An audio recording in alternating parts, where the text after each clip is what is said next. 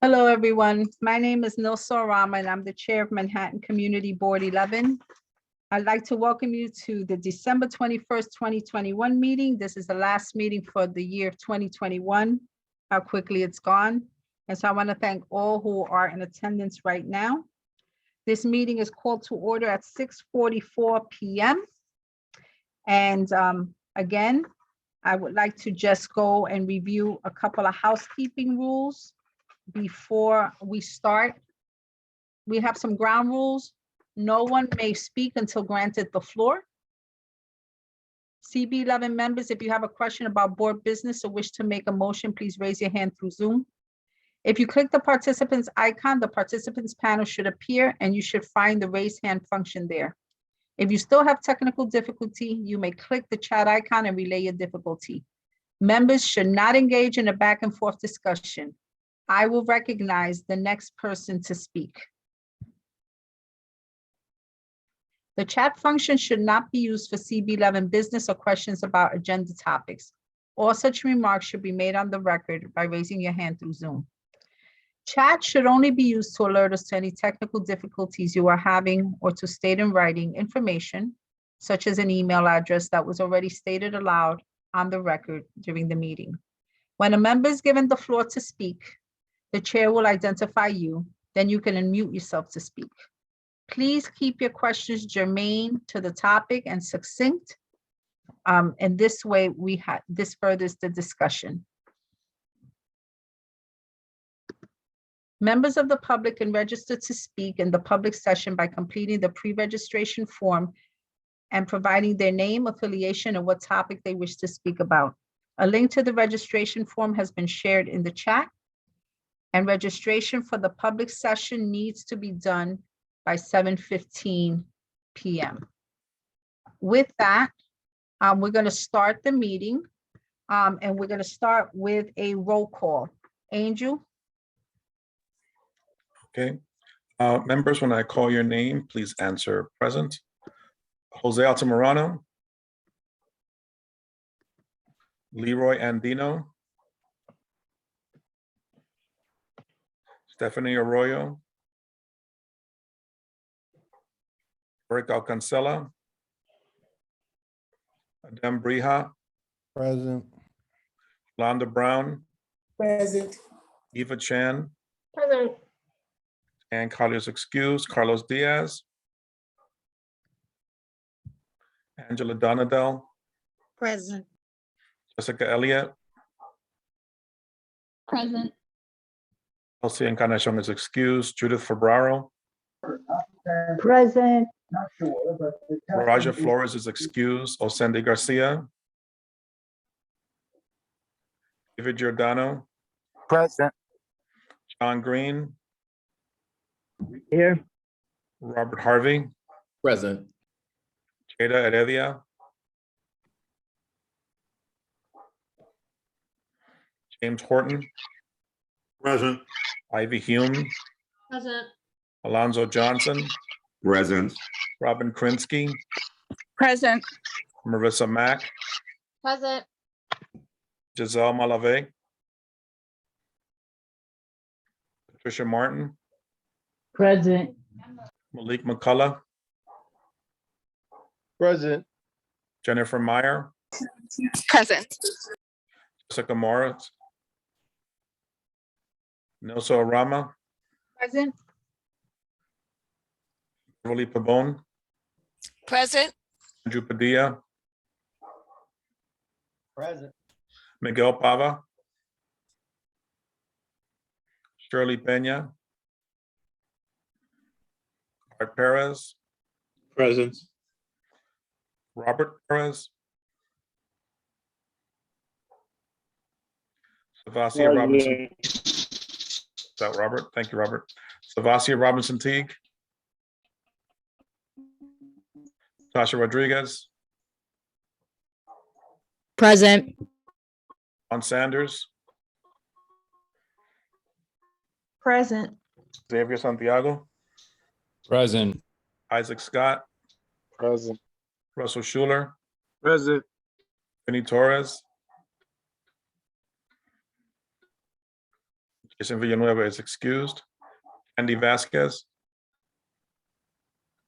Nye Whitaker, Present. Michelle Wilcher Clement, Present. Jordan Wright, Present. Jason Wu. We have quorum. Thank you so much, Angel. Now we're going to move to the adoption of the agenda. The agenda for tonight's meeting was distributed ahead of time by the board office and was posted online. If there's no objection, we will adopt the agenda as stated. If there's any objection to adopting this agenda, you may raise your hand through Zoom. Any board members who have any objections?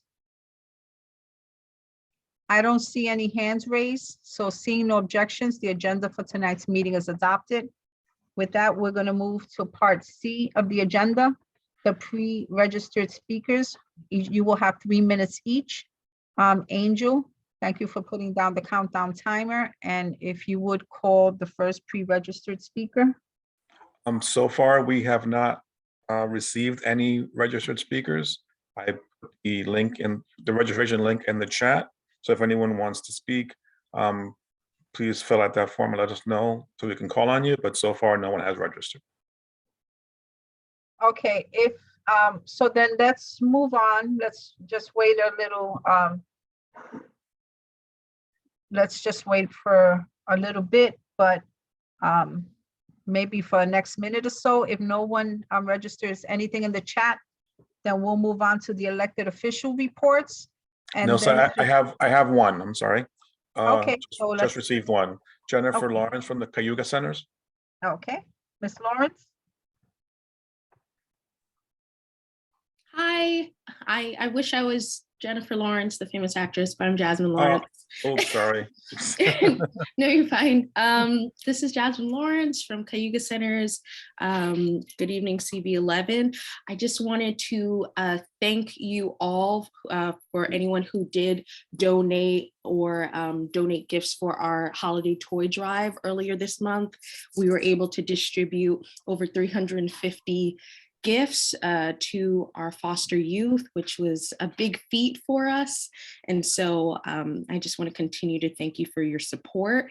And hopefully we can come up with some new ways to engage with the community in the future. So I wanted to say thank you. And then also in the chat, we have an additional role that's been put on our careers page. It's a teaching position for our UC department. So that's in our learning center. And I can include some details about that, but essentially needing some people with education background to either be music teachers or teaching skills training and other things like that. And I'll include that in the chat. But happy holidays. Thank you so much. Are there any questions for Ms. Jasmine Lawrence?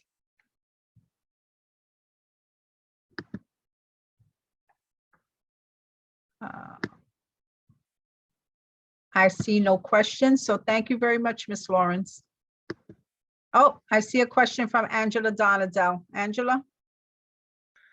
Happy holidays, Ms. Lawrence. I just wanted to know for the job positions, is there a bilingual requirement? For that particular position, yes. So I have it queued up here. So for that particular position, yes, to be bilingual in English and Spanish is required, but we have other positions that on our careers portal, you'll see it says either preferred or required or not required. Thank you very much. Okay. Thank you, Angela. I see no more questions, so this time, again, thank you, Ms. Lawrence, for coming to our meeting tonight. Angel, can you move on to, if there's another pre-registered speaker? If not, then we will move on to the elected official reports. Yeah, we have no one else registered to speak, so we can move on. Okay, so with that, we will be closing out that section of pre-registered speakers, and we are now moving to the elected official reports. Angel, can you call on the first elected official who may have signed up? Sure. We have Councilmember Diana Ayala's office. Hello, Diana. Ayala's office? that Maggie McDermott? Diana Ayala. Oh, hello, Diana Ayala. Hello, everyone. I'm at home in a corner, so that's why I have my camera off. I'm sorry about that, but there simply is no space in this household for me to hide. I just wanted to get on one to wish you all a safe and happy holiday, to thank you all for, all of the work that the community board has been involved in this past year. I know it's been really, it's been an experience. This year has been very difficult, very challenging for many of us, physically, mentally. And so I wanted to just recognize that and recognize all of you for putting in the work and ensuring that your community is in a good position. I also wanted to really discuss today the urgency in getting more testing sites open in East Harlem. As of last week, we had several vans that were strategically placed throughout the community. I didn't realize that the vans would be rotating between communities. So this week we have nothing. We have Metropolitan Hospital.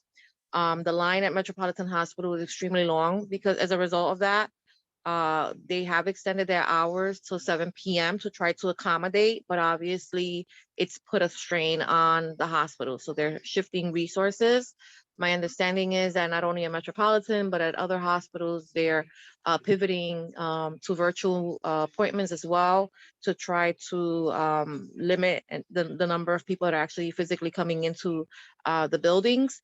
So we're in this, guys, for the next few weeks, the next few months. I want you to please be safe. If you got your vaccine, which I hope that you did, please, go in and get your booster shot. But, try to stay away from events where you have large gatherings. I've been doing that as well. I have a mother at home who is pretty sick, and I, would hate to have, to bring that home to her. And, so I ask you all to just, be very careful, very vigilant, continue to get tested. If you happen to work in an environment where you're coming in contact with lots of folks, we just, we did that in our office. I'm getting, a weekly tested just, in case, because I want to make sure that I'm safe as well. But we are working on getting more sites open and trying to get more mobile sites available, looking at the possibility of maybe doing something like that in front of my office in the next couple of days. So we will make sure to, share the information via our Facebook and, other social media outlets, but we will also send something to the community board to share with the members as well. But yeah, it's pretty bad right now. And I just kind of, wanted to acknowledge that. And, I wanted to be here in the event that anybody had any questions. Nye has her hand up. Thank you, Madam Chair. Council member, first of all, just know that we are keeping your mom and your family in our thoughts and prayers always. And we uplift you at this time for the fact that you're out there on the front lines. Just wanted to say that I've actually been in touch with Test and Trace. And we actually had 3 units out today. They only popped up with approval at like midnight last night. I went out to one of them and helped today. And so I'm happy just to work with you, just so you know, there was a unit because people were doing holiday shopping that we placed at the East Harlem, East River Plaza. So that was out there all day. Also, they gave out free PPE and hand sanitizers and also home kits to people that were in need of them. And so Diana, I will, council member, I will call you offline to see what we can do in my capacity as Health and Human Services Chair to be a facilitator of increasing our mobile sites across. But just know there were 3 today that I was aware of that again popped up at midnight. And also just want to add that the mayor announced at 10 o'clock this morning, $100 incentive for booster shots to December 31st. So if there's anybody in ear's length of this call and this Zoom who has not received their booster, they can now get $100 incentive for getting their booster by the 31st of December, which I know that those funds could also be helpful across our community. No, yeah, I appreciate that. I know that, I was made aware at about 4 o'clock in the afternoon that there was a van at the mall, the problem I think was that when you went into the city's database, there was no mention of it. And so, you know, unless you kind of accidentally walked into it, you didn't know that it existed, and that was problematic. So it did create a problem for a Metropolitan Hospital, because it was the only alternative site that was testing everyone. But I'm happy, to work with all of you, to ensure that we have adequate testing. I mean, we have a lot of density in East Harlem, and that concerns me, for obvious reasons. So we'll keep working on it. Just wanted to make sure that, you all knew what was happening, and that we were aware and addressing it as quickly as we could. Michelle Wiltshire Clemens. Hi, thank you for coming on and thank you for allowing me to speak, Madam Chairperson. I wanted to find out about the home kits that are going to be or are available at present. And if they're going to be, where will they be? And if they are, how can we get them? Since many people are going to be going and visiting family, and they want to be as protective as their family as possible and want to test themselves prior. And also family members that are homebound, they want to also test themselves before people come into their home. How do these home kits get distributed? So I know that the Health Action Center, hold on a second. I don't know if Pat Moore is on the line, but because we were just discussing this. Yeah, so they're actually trying to access the home kits. They're specifically targeting seniors at this time, but the Health Action Center is one location. I believe the Metropolitan Hospital is also working on that. I know that if I believe that Art is on the phone, is on as well, and I spoke to Borinquen this afternoon, and I think that they're also trying to get their hands on some of those. Is that correct, Art? I thought I saw him on. Oh, okay. Yeah, that is correct. But I have to be honest with you, it's very unlikely that we're going to have it soon. It's much more likely that we're not going to have the home kits for distribution until January. This is based on conversations that we've been having with Chicanes, our state association, as well as HRSA, the feds. And they're trying to get them out as soon as they possibly can. But the general plan is that they're going to distribute out these home kits to CBOs, and that's then we're going to have a plan of action on how to make them available to the community. But I have to be honest with you, it's not going to happen before Christmas or even before the New Year. Madam Chair, I think that Nye had something to add to that. Thank you. Thank you, council member. Thank you, chair. So just to give a quick update, I believe there was a press release that went out on Monday. 150 CBOs across the 5 boroughs have each been given 500 at-home units as a pilot to test within their current capacity, meaning, for example, you might have been a senior center selected who has a dedicated population. Say, for example, you serve senior meals every day.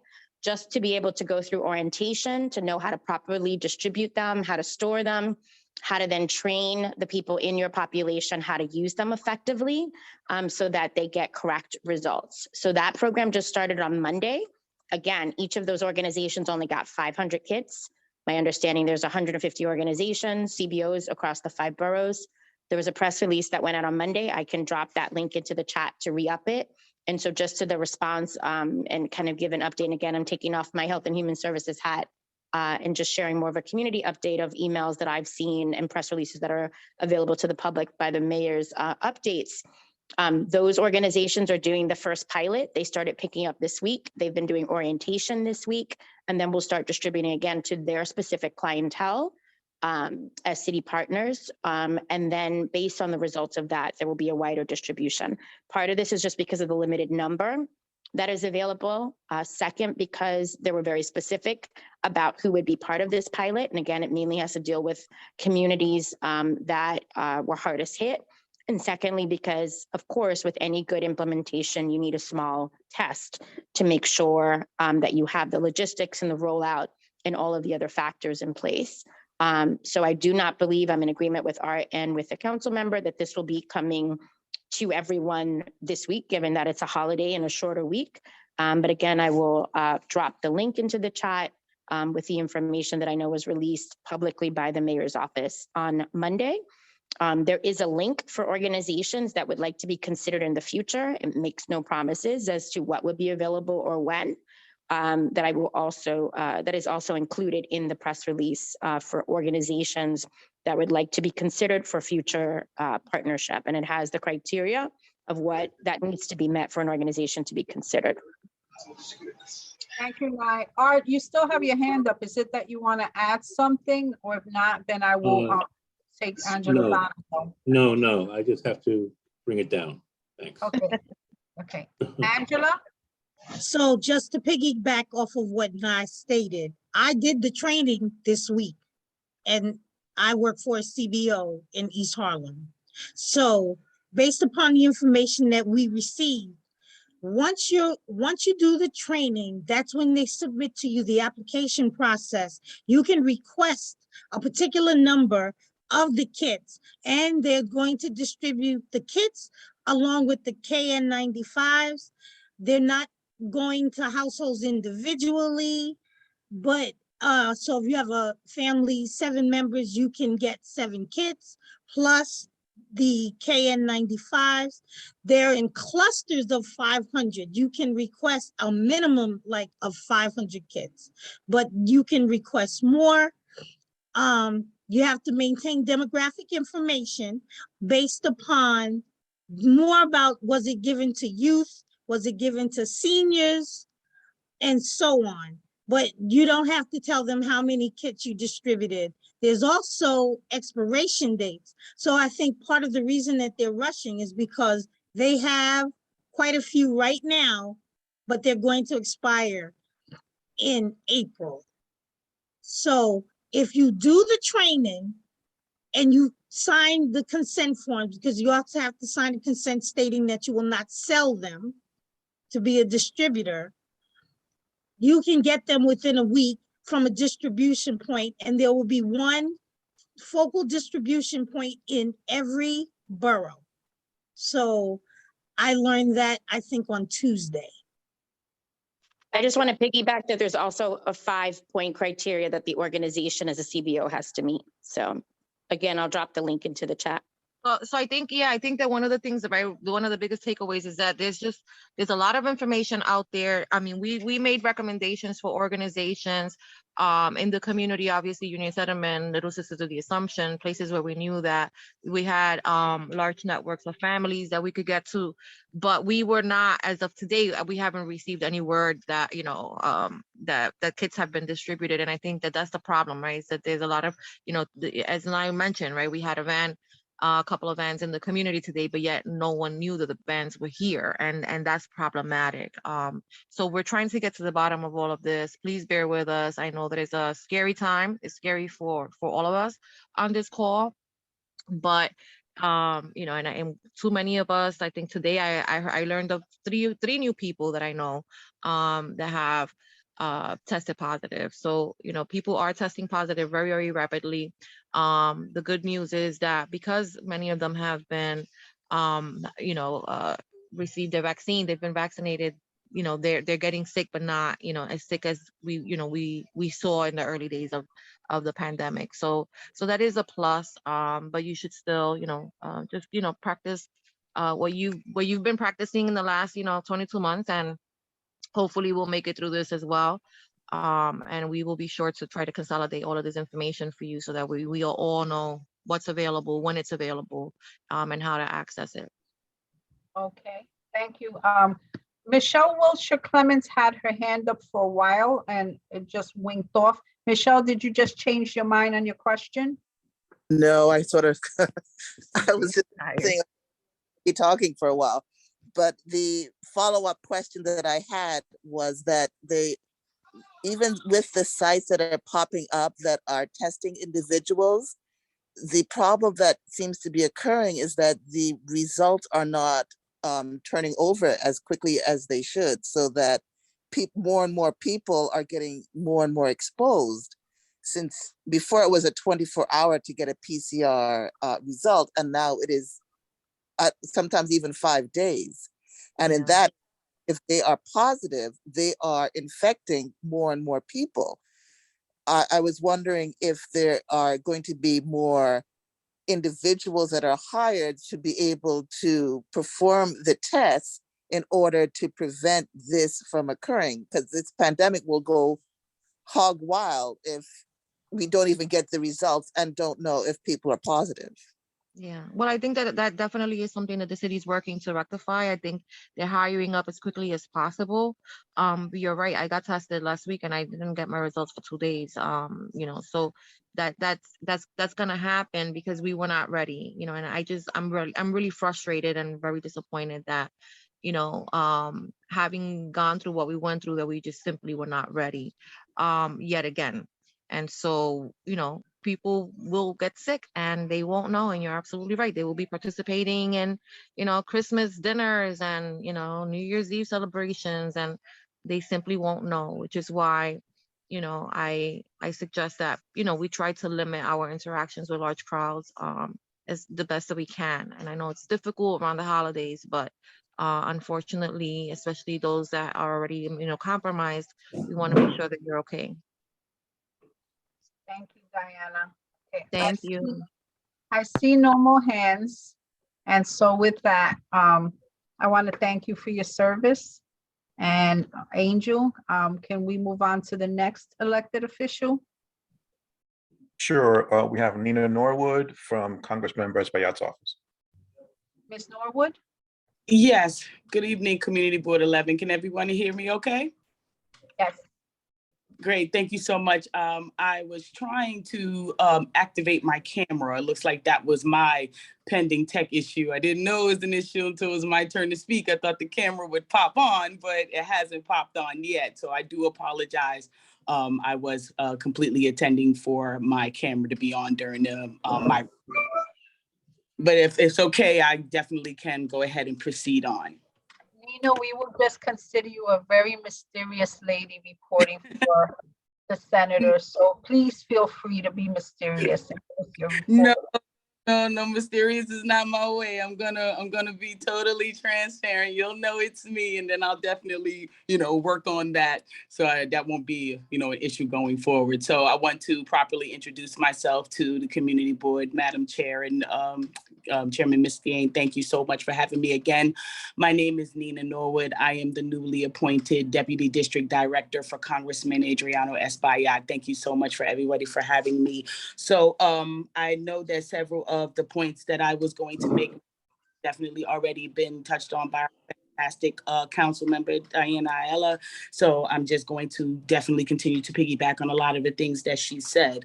With the uptake in the COVID cases within the district, it has definitely been a hot button thing, and one that the elected officials, including definitely the congressman, has been watching very, very closely. So in light of that, he will be starting tomorrow a 15 days of sites for testing that's going to be done around the district. We have 3 upcoming sites planned for East Harlem. Unfortunately, I don't have the exact location of the pop-up sites yet. We would like to do more than just 3. So right now we just have 3, but when I have that information, we definitely will be sharing that with the board, so that way you can share it with your networks where people can go and get their tests done. We definitely have to stay vigilant. We have to be ahead of this. And the only way to know that is to be sure that you're clear. If you are clear, and getting tested, of course, is the best way to do that. So the congressman also was the lead on a letter that was sent to the Biden administration requesting COVID-19 testing kits to be steered toward New York City to meet our high demand. So several other congressional members also signed into that letter. So we're good to hear, as I said, stated that the testing kits are coming in and being made accessible for members of the community to use them. I know, as he's echoing again what our fantastic council member said, this is trying times and everyone is just trying to do the best they can with handling it. So the more you're informed, the better. So also, the congressman back on December the 11th. He attended the rally on 125th Street and Park Avenue near the 126th Street injection site. We know this has also been a very widely discussed topic. So, of course, the congressman understands the need for these testing sites. He understands the need for these safe injection sites, and they have saved lives. Just we are also very mindful of the oversaturation in the Harlem community of these sites. So he is also wanting other communities to be mindful of that and be ready to do their fair share in taking on some of these injection sites so that we all can participate in continuing to combat this ongoing issue as well. And we, as I said, we all just trying to be strong and do the best that we can with all the issues that are facing our community today. So we definitely wanted to make mention of that. Also, we have a new staffer that has joined the congressman's staff. His name is Mr. Mark Carlo. That's Carlo. He is our veteran and military congressional representative. So if you have any constituents within the Community Board 11 district that is in need of veteran services, please by all means have them reach out to our office and we will put them in contact with Mark, and he would be more than happy to assist them with any of their needs. So I definitely will be putting both our contact information in the chat at the conclusion of my report.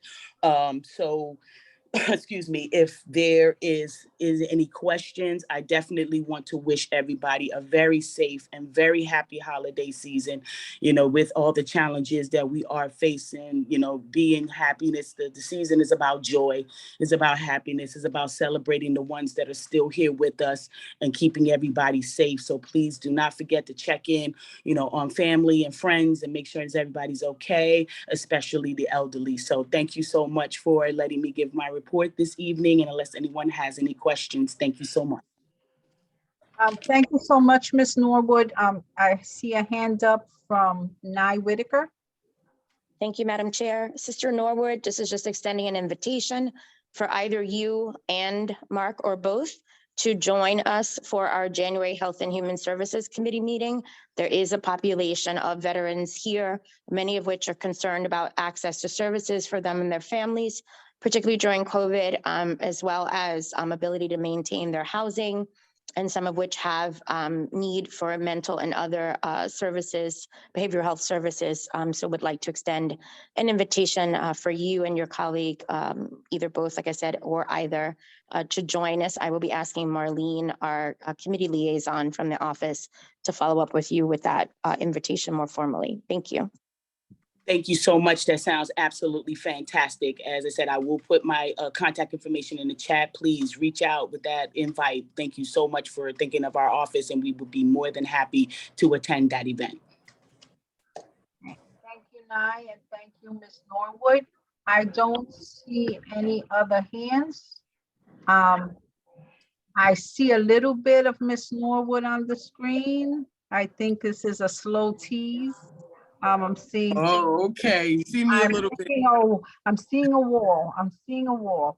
Okay, so that may be, as I said, I think that may be my camera. How about now? We see. There it is. There it is. Yeah, the camera is doing what it wants to do, but I'm working with it. So now you got on our Zoom, and thank you for coming on. And so with that, I don't see any more questions. So Angel, can we go on to the next elected official report? Sure. The next elected that I see represented is Borough President Brewer, Isabella Brew. Hi, good evening, everybody. Happy holidays. The Borough President herself is going to address the board and the community tonight. Okay.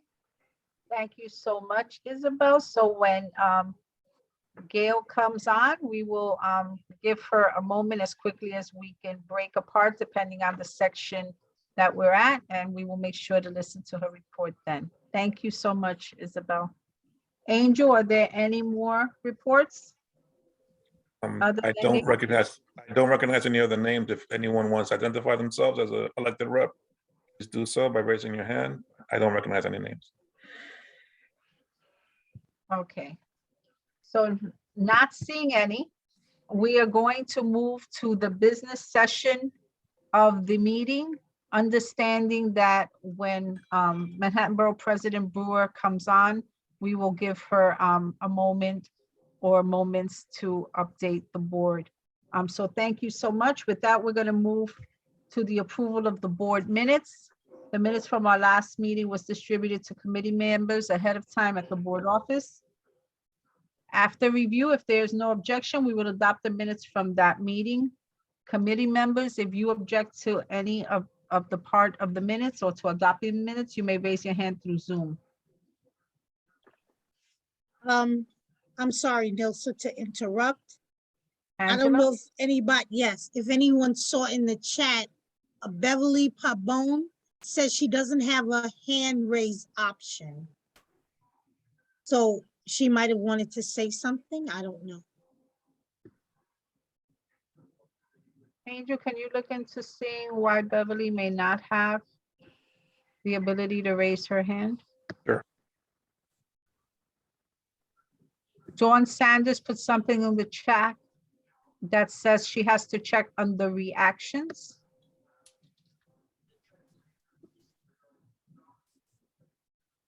It works. Nice. Okay. Sorry about that. We're having technical difficulties. Okay, so with that, thank you. Okay, so Beverly has said she got it. Thanks. So I'm assuming, Beverly, did you have a question that you wanted to ask before I move on? Okay, but now you're able to ask questions if you. Yes, thank so you that's- very much, Madam Chair, and everyone that helped me out. Thank you. That won't happen to you again, Beverly, I'm sure of it.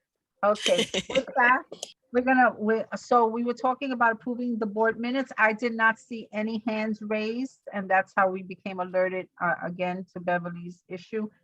Seeing no hands raised, I'm going to, the minutes from the last full board meeting are adopted, and they will be posted on the CB11 website. And so with that, we are going to move to my chair report. So I wanted to just take a moment and tell everyone and remind everyone that this is my last board meeting as your chair. It's been an honor and a privilege to serve this board as your chair for the last 4 years. I made a personal decision not to seek another term of 2 years. And, you know, with that, it was bittersweet because, you know, this has been my community for the last 60 years. Now you know my age, don't hold it against me and don't chat me up about it.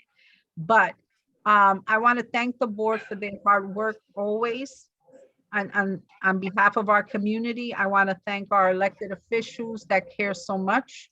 I've had the honor and privilege to work closely with Diana Ayala for many, many years. And I want to thank every single member on this board has a distinct and unique voice. And it is important that everyone uses their voice. We are made up with 50 different individuals with 50 different experiences, 50 different upbringings. And so it is important that we actually try to represent as well as possible the community that we have been appointed to represent.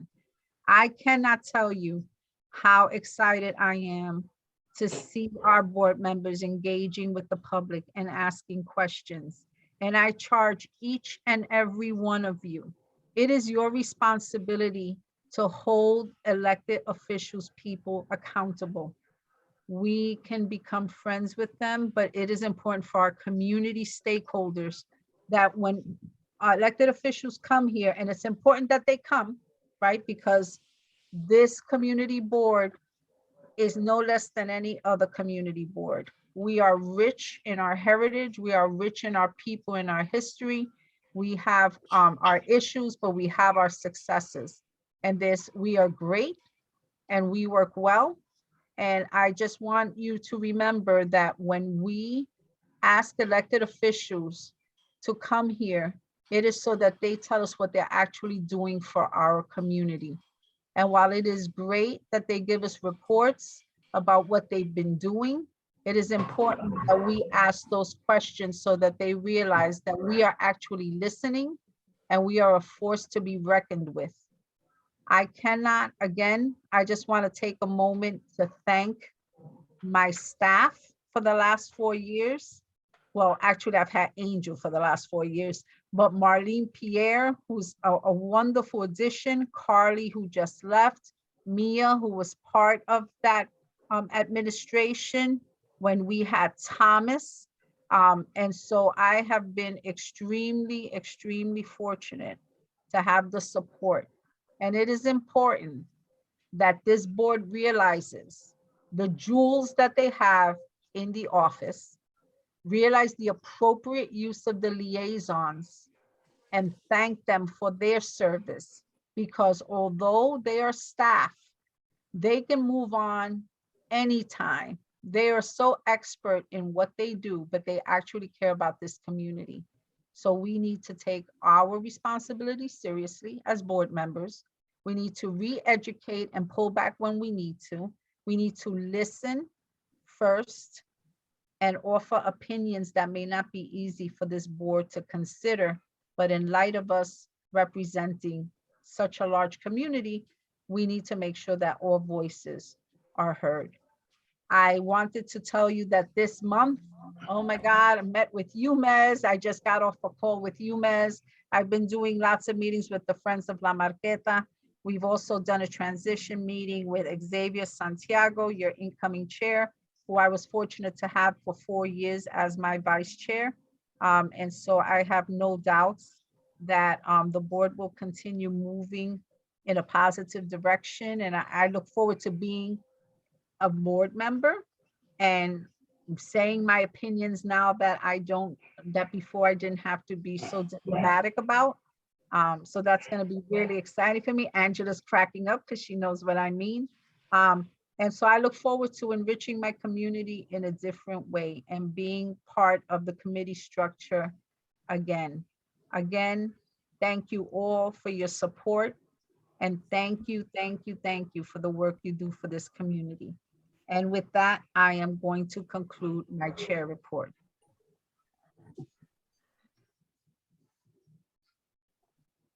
And thank you, Dawn. Thank you, everyone who's writing me little cute things in the chat. I'll make sure that Angel gives me a transcript because I'm going to frame them. And so when you get mad at me, when I say something objectionable in a meeting, I'm saying, but you can't say that because in December's meeting, you loved me. So I'm going to hold it over your heads. So thank you. All right. I really, really appreciate each and every one of you. It is so important that we appreciate each other. And with that, I am going to now move to my excellent district manager, Angel Muscane.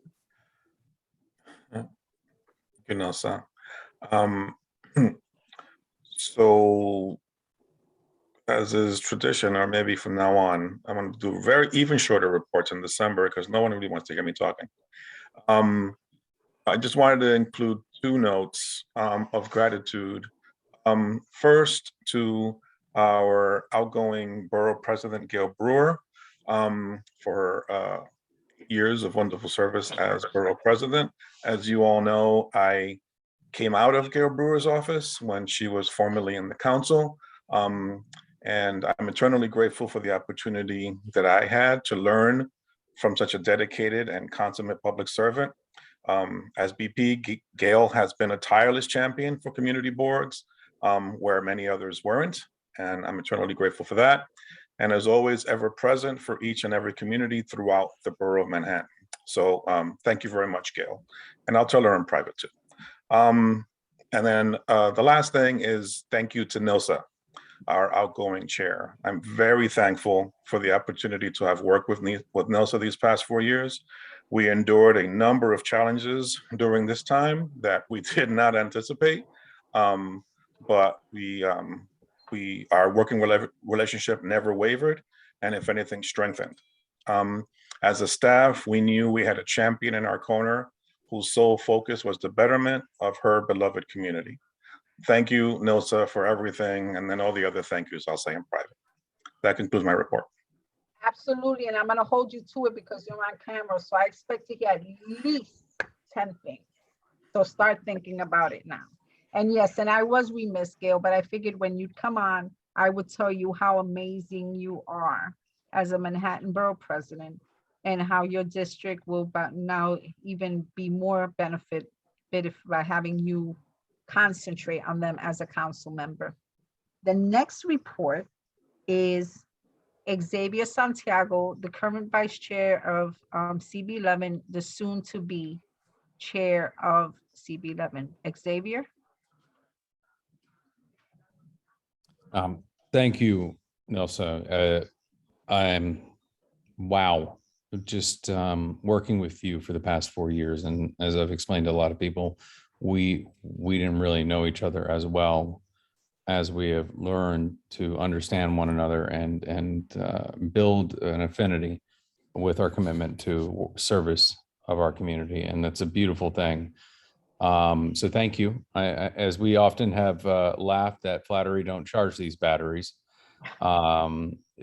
Thank you for being there and us working together and making a difference. It has been ups and downs, but I would say as it comes to working relationships and what I remind a lot of people, we come here to do service and to represent various aspects of the community.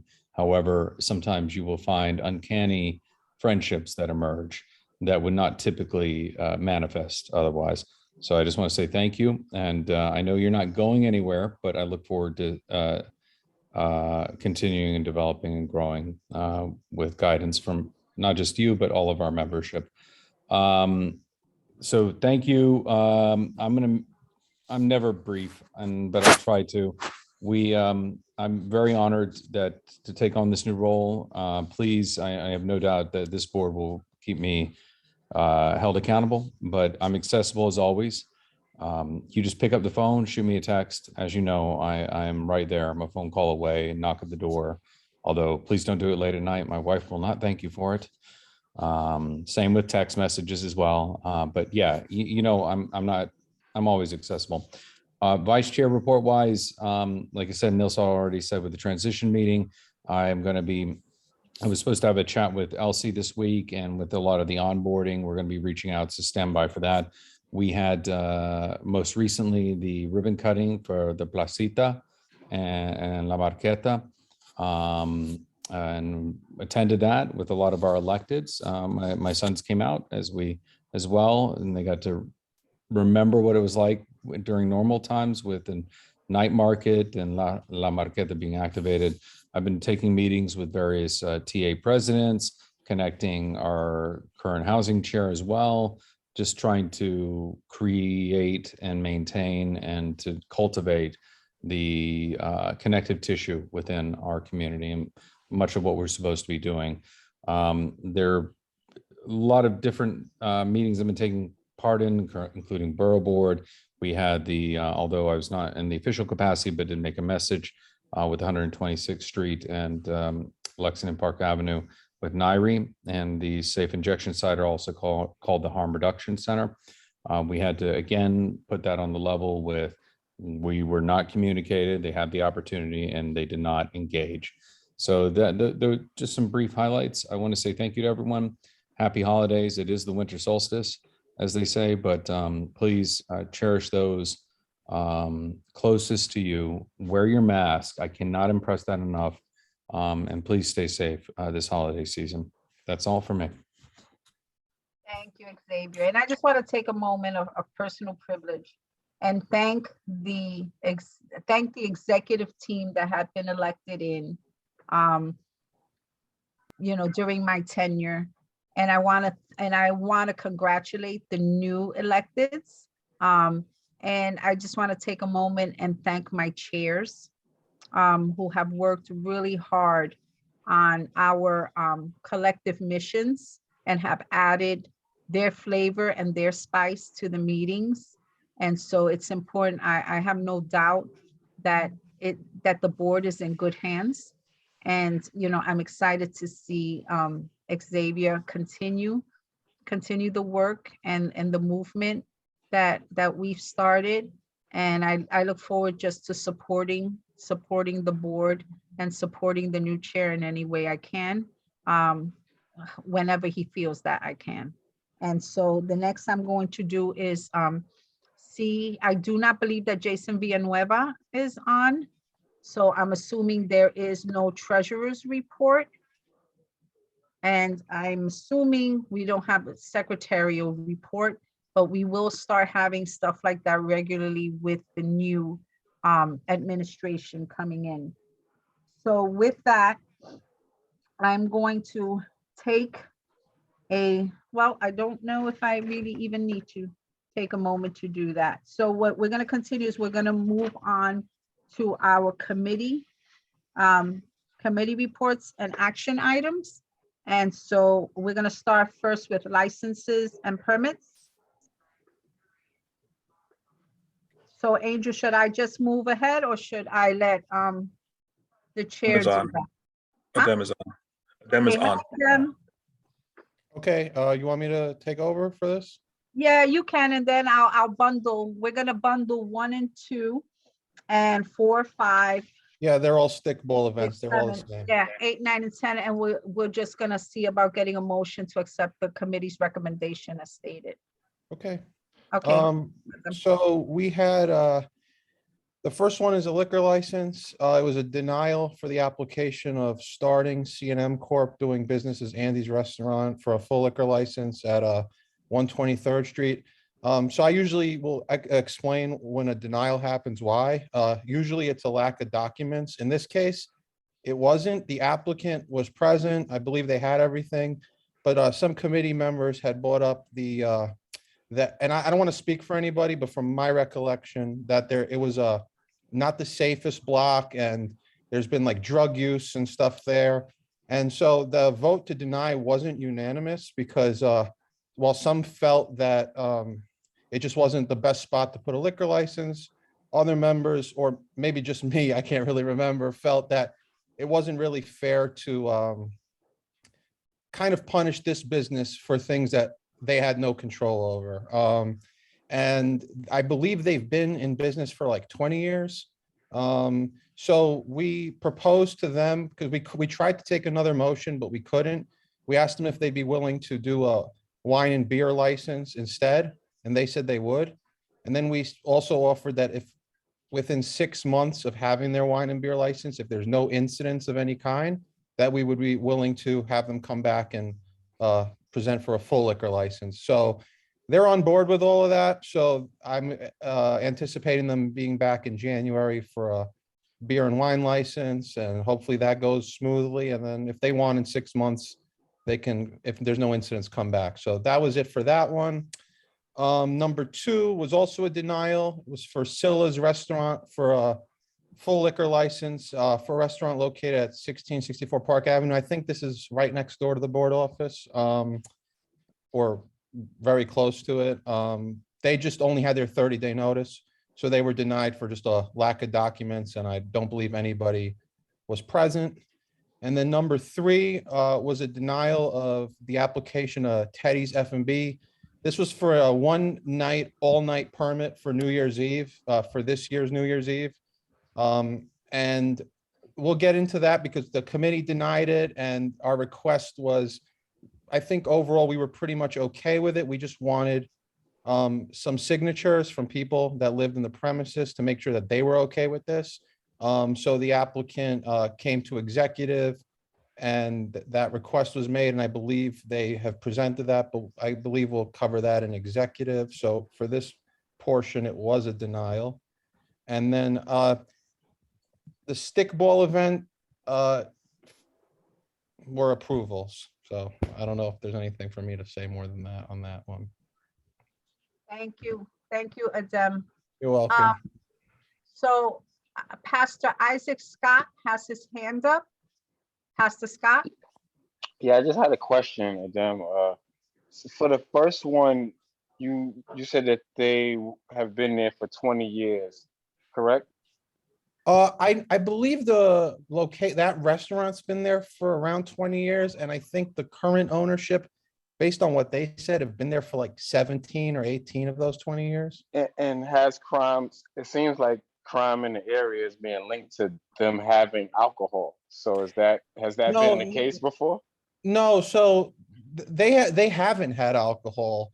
And so it was that certain members brought it to the attention, I guess, that are familiar with that particular area, that it's just not a great spot right there in terms of, if I recall correctly, drug use and all that. And I believe Taino Towers is right across the street. So they were just concerned with having all the residents there. I mean, if I'm just going to speak for myself, if that's okay, I personally did not vote to deny it. I just didn't think that, again, my belief is they've been in business all these years and they haven't been selling alcohol. And I just don't think we should be holding it against them that where they are located isn't safe or whatever. I think that fixing that problem falls on other people. And I don't think someone selling alcohol inside a sit-down dining establishment is really going to contribute to those problems. But that's just my opinion. Thank you, Adam. You took where I was going. Thank you very much. Thank you. Nye? Thank you, Madam Chair. Adem, I just have a question. I used to live right across the street from there. In the past, it was only open in the daytime, like breakfast, lunch, and then used to close. And so are they extending the hours? Because in the past, and now I'm like 4 blocks from there, but I used to live right across the street. In the past, they weren't open past lunchtime. So it really wouldn't have met the hours that liquor necessarily would have been sold. Are they trying to extend their hours to then be open now, say for dinner or later food service in order to justify the request for the liquor license? I can't. They've only, Yeah. they used to close by like right after the lunch rush by 2 o'clock. They used to open like 6, 7 in the morning and get all the workers, mainly when the post office was there, which is no longer there. And then they were closed right after the lunch rush. Yeah, so I'm trying, because I'm not really familiar. I mean, I don't live that far from there, but I don't really walk over there often. I'm not familiar with this location. That's why I did defer to the members that were more aware. I'm actually trying to pull up, because I don't remember their application so on SEPA. Even on their website, it says they're open from 6 a.m. to 5. I knew that they used to close around between 2 and 4. Okay, So I think I got there. Yeah, I think I'm pulling it up right now. So just give me it just seems one. rather early to be, for most people are doing alcohol, they're doing it, dinner time. So I just wanted to double check. I totally hear you. Okay, so if I'm correct and I'm looking at their questionnaire, it says 7 a.m. to 1 a.m. 7 days a week. But if I recall correctly, we had asked them to be willing to be flexible at those hours before it became a denial. We were, I guess, trying to just see if we could come to some type of agreement on that. And they did seem willing to close earlier than 1 a.m. because I do think that that's a bit late 7 days a week for someone who hasn't had a liquor license. I always like to see, a little bit earlier, unless they have like a really great explanation as to why that location needs to have a liquor license that late. Right. So I think when they come back, so they were applying for 7 a.m. to 1 a.m. When they come back, I think next month with the beer and wine, I don't think the committee's still going to be in favor of 7 to 1, but yeah, we'll see what happens. So Yeah, if that answers your question, that's what they presented. I would just double check, especially from the Health and Human Services perspective. I don't know that anybody should be serving alcohol at 7 a.m., but I would Yeah, I just mean, double the SLA it's the gives it hours till, of the business. I know. well, I the know, SLA Adem. gives it till 4, but I mean, I personally yet to see anybody even ask for 4. And we always try to take into account where a place is located and, how long they've been there. But I don't think we've really run into that problem yet. Yeah, I just meant the other side of it, of a 7 a.m., given what people have said of concern. But also, like I said, I've never known the establishment in my 40 years of being here to ever be open past like a 4 o'clock. So I would just be curious to know, are they going to have a whole new offering? They've only ever done like breakfast type items. Are they expanding to have a whole new offering for dinner that would justify this new offering of a Well, I mean, complimentary? I'm So I'm assuming. gonna ask Marlene a minute, and maybe she can give a little more clarity, and then you can jump on and finish your Yeah, thought. otherwise, from a Health and Human Services perspective, I'll defer to the meeting in January. I would just be concerned about a 7 a.m. start of selling alcohol on that corner. Well, Marlene has her hand up, and as the liaison, I'm gonna call on Marlene, and then I'm going to let them address any other comment, and then I'm gonna ask, then I'm gonna call on Angela, who's had her hand up. So Marlene? Hi, thank you, Nilsa. During the meeting, you covered this with the applicant, Adem, the questions that you're being asked. So they did submit a questionnaire and a stipulation that ended until 1 a.m. So you did what you always did with applicants, you just redid their hours. You helped them revamp their hours to like stay open later on the weekends to address their requests for the full liquor. And they have done their establishment. They put in a bar where there wasn't one before. So if it pleases the committee, I'll just ask them to write up what they've done inside the establishment, and maybe we could have that on record if it pleases them. But they have submitted their 30-day notice, so they will be on the January agenda. And they have requested, as Adem suggested during the meeting in December, wine beer, because that was why they got denied. And they are willing to change their hours. They will not start selling liquor night, to your point, at 7 a.m. So they have revamped their menu. Adem, do you wanna, thank you, Marlene, for that clarification. Adem, do you want to clarify anything? Because I sort of jumped in because I just figured that Marlene could explain a little bit about. Yeah, no, she was saying what I was saying, but she said it better than me. And I guess I didn't. I'll just make one other point. And I mean, I guess also sometimes it's hard for me because I also run a restaurant in the neighborhood. So I kind of use my perspective from that end. And I mean, I deal with from time to time, people outside that might, be under the influence of something or loitering or whatever. And it doesn't really present a problem if it's like a sit down dining establishment, but that's just been from like my experience. Like nobody like really comes in to look to like buy a beer and then take it out and hang out outside. I mean, if we're really going to talk about that as an issue, which I do think happens, you have to look at a lot of these smaller grocery stores in the neighborhood that will sell people beer and then they'll go outside and drink. I think this is not really a problem that's caused by sit down dining restaurants, but I do understand that every location has its challenges. So that's just my experience. Thank you, Adem. And Angela Donadell, with the patience of a saint. Angela? So I, to full disclosure, did vote to deny. I worked across the street from that restaurant. First off, it was like a diner. So I can understand how they put the bar in because that was the sit counter, which they barely had people because, as you know, there are a lot of drug treatment centers in that area. And that establishment was patronized by a large population of individuals that were problematic for people coming in and out of the restaurant to purchase food. Most people were taking out, and in general, there was a lot of negative activity that took place inside of, around, and surrounding that particular establishment. And in as much as they have not served liquor, and it seems problematic in terms of looking at it from the perspective of a community, that's right across from the Berwinkwin Health Center, if I'm not mistaken. It's across from Taino Towers. There's a liquor store right next door, practically, or it's like right across the street. They do sell beer. Yes, people are outside drinking, but there was a little bit more, I felt, on a personal level from going to the place, that there was more going on.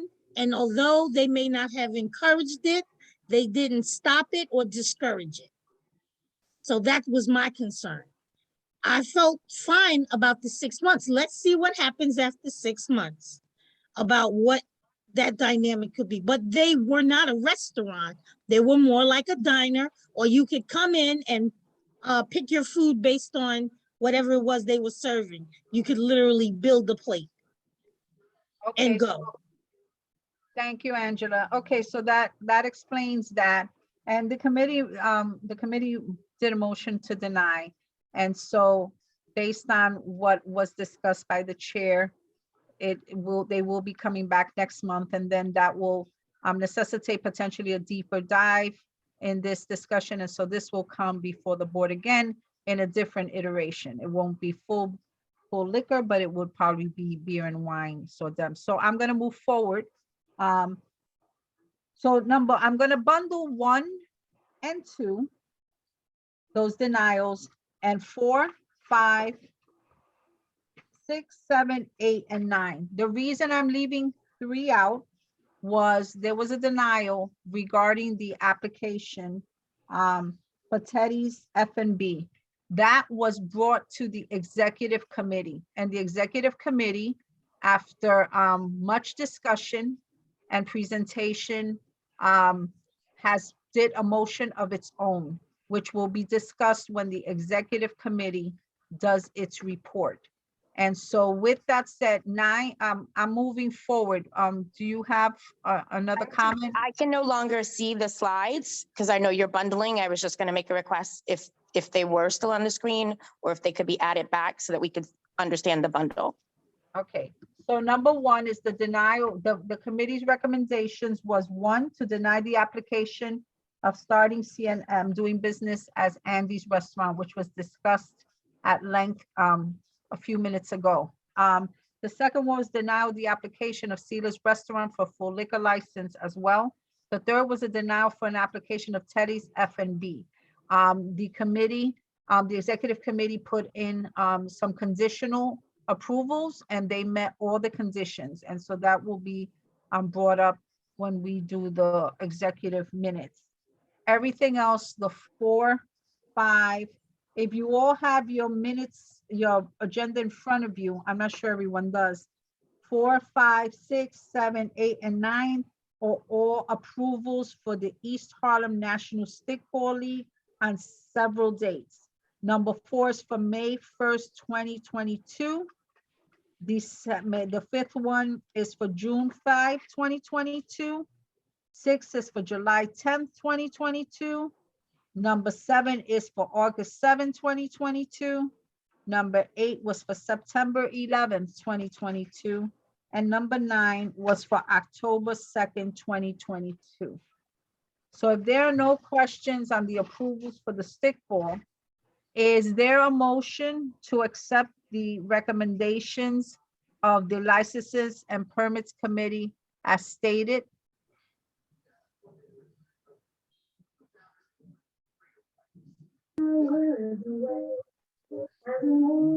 Reverend Yolanda Brown? Yes, I'd like to make a motion that we accept the stated. Thank you. And Alonzo Johnson, will you second? I second the motion. Okay. Angel, can you do a roll call vote? Sure thing. Thank you.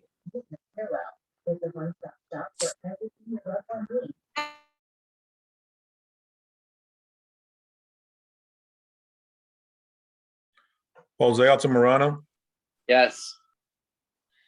Leroy Andino is absent. Stephanie Arroyo, Yes. Erica Cancela is absent. Dan Brija, Yes. Yolanda Brown, Yes. Eva Chan,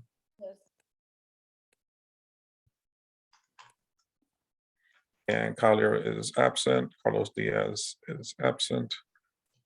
Angela Donadell, Yes. Jessica Elliott, Yes. Elsie is excused. Judith Fabraro, Yes. Raja is excused. David Giordano, Yes. John Green, Aye. Robert Harvey, Yes. James Horton, Yes. Ivy Hume, Yes. Alonzo Johnson, Yes. Robin Krinsky, Yes. Marissa Mack, Yes. Giselle Malave, Yes. Martin, Yes. Blake McCullough, Yes. Jennifer Meyer, Nelson Rama,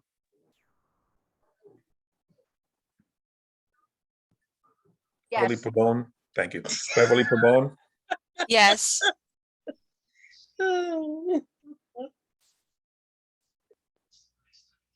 Yes. thank you. Andrew Padilla, Yes. Art Perez, Yes. Robert Perez, Yes. Natasha Rodriguez, Yes. Juan Sanders, Yes. Xavier Santiago, Yes. Isaac Scott, Yes. Russell Schuler, Yes. Nye Whitaker, Yes. Michelle Wilcher Clement, Yes. Gordon Wright, Yes. Jason Wu, Yes. motion carries. Thank you. I got a text from Stephanie Arroyo. I'm sorry, that she was only able to join now. So I'm not sure. I got If- Stephanie, she voted. Got her. Okay, good. Thank you. And I got to check my hearing as well as being muted. Thank No you so worries. much. So we're gonna move on now to Environment, Open Space and Parks. Miss Jessica Elliott, who is our capable chair, will give her report. Thank you, Madam Chair. Apologies, I don't have my video on today. I'm on my phone, but I'll keep it brief this month. There are no action items coming out of our committee meeting this month, but we did have a presentation from Randall's Island regarding the expansion of their nature center using an existing maintenance building to promote public programming, as it's on a pretty public part of the park. So they're asking for a letter of support for a grant application due next year, and that would be completed in 2024. So we're pondering the motion and we'll be voting on it next month. Old business, also we discussed about the letter of support committee guidelines. So we're just continuing to develop this. This was a list of potential elements we could put in front of those who want to come to our committee to present or asking for a letter of support. So we're working on that and we'll continue to discuss it and establish a document for review with the CB staff. And then the last thing I just wanted to mention was that we're looking forward to partnering with Youth and Education about the Governor Hochul's Clean Green Schools initiative. I believe they're coming to your committee meeting next month. So I'm going to say in our next meeting, but invite all the Environment, Open Space and Parks committee members to that meeting so that we can hear about reducing greenhouse gases, but also providing clean air in our pre-K schools, which is important. So that's all on my end. Everyone, happy holidays. Let me know if you have any questions. Anyone have any questions for Jessica Elliott?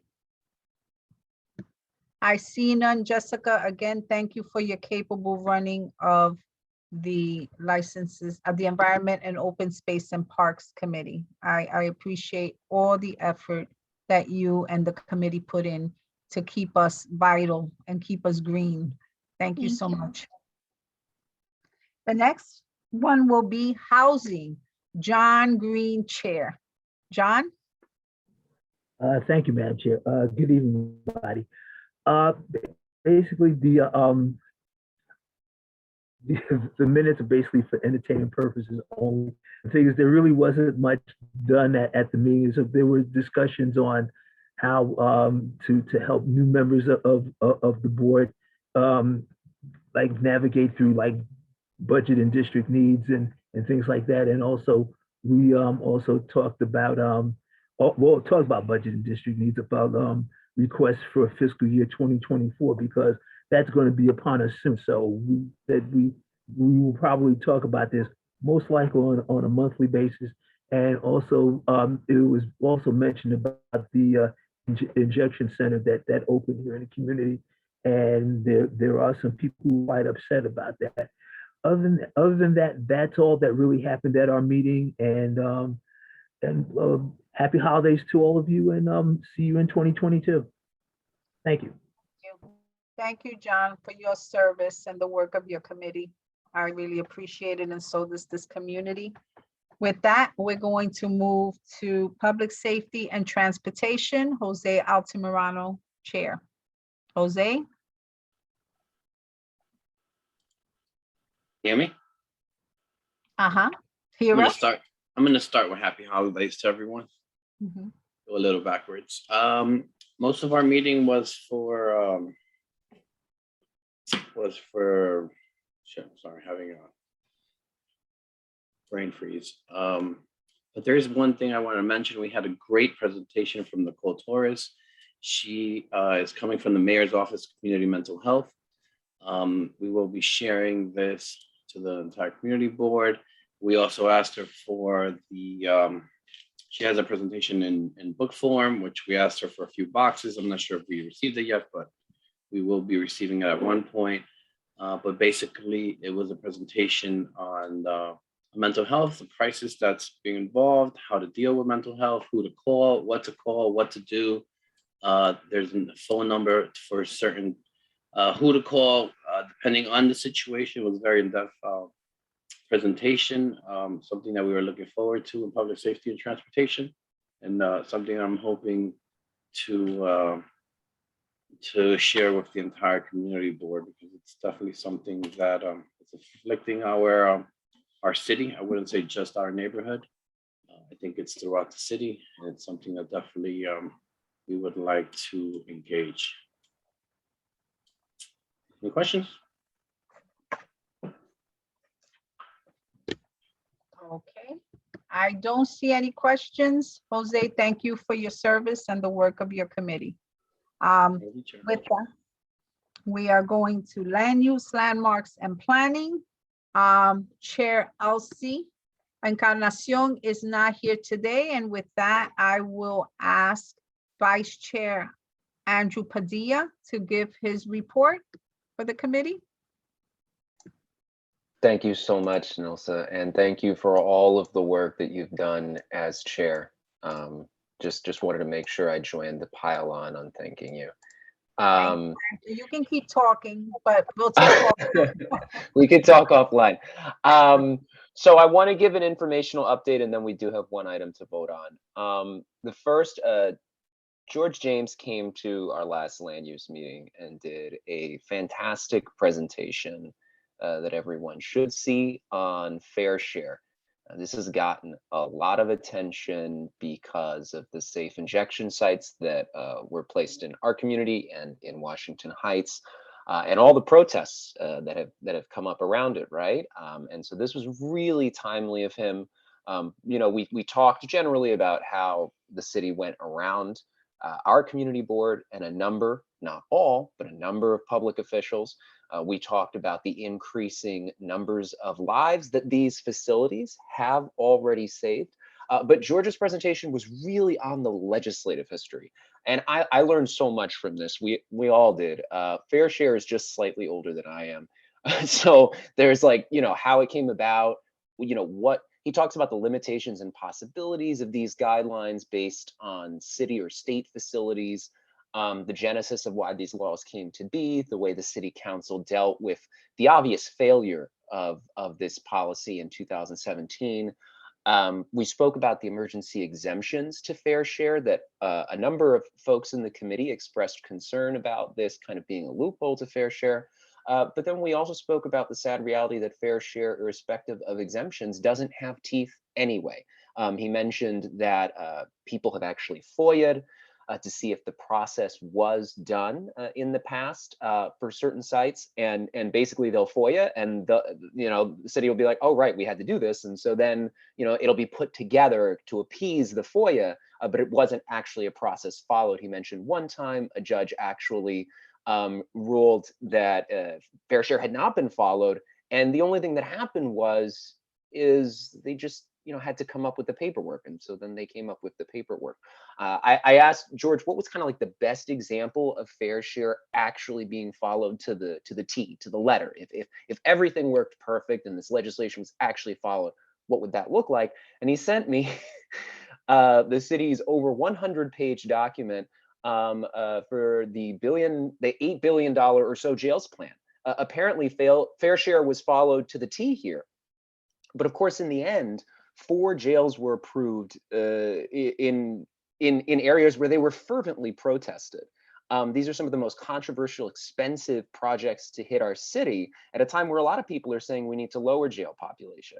And the city was actually handing out contracts for these facilities before the city council had even voted on this, right? So if this is the pinnacle of what the fair share policy can be, maybe we need to think more creatively about policies that can better protect our community and our say over what gets placed in it. So we didn't come to any resolution or take an action, but we all agreed about the importance of dealing with this policy or coming up with some sort of alternative, because the way our community was treated through this was completely unacceptable. I have said to this committee multiple times that I am in favor of such facilities for people who are already going to do these drugs, who are doing them outside of schools already, for them to do them in a safe place is important. With medical professionals there, it has saved lives. But in terms of process, our community was completely ignored here. I know that this angered a lot of people here.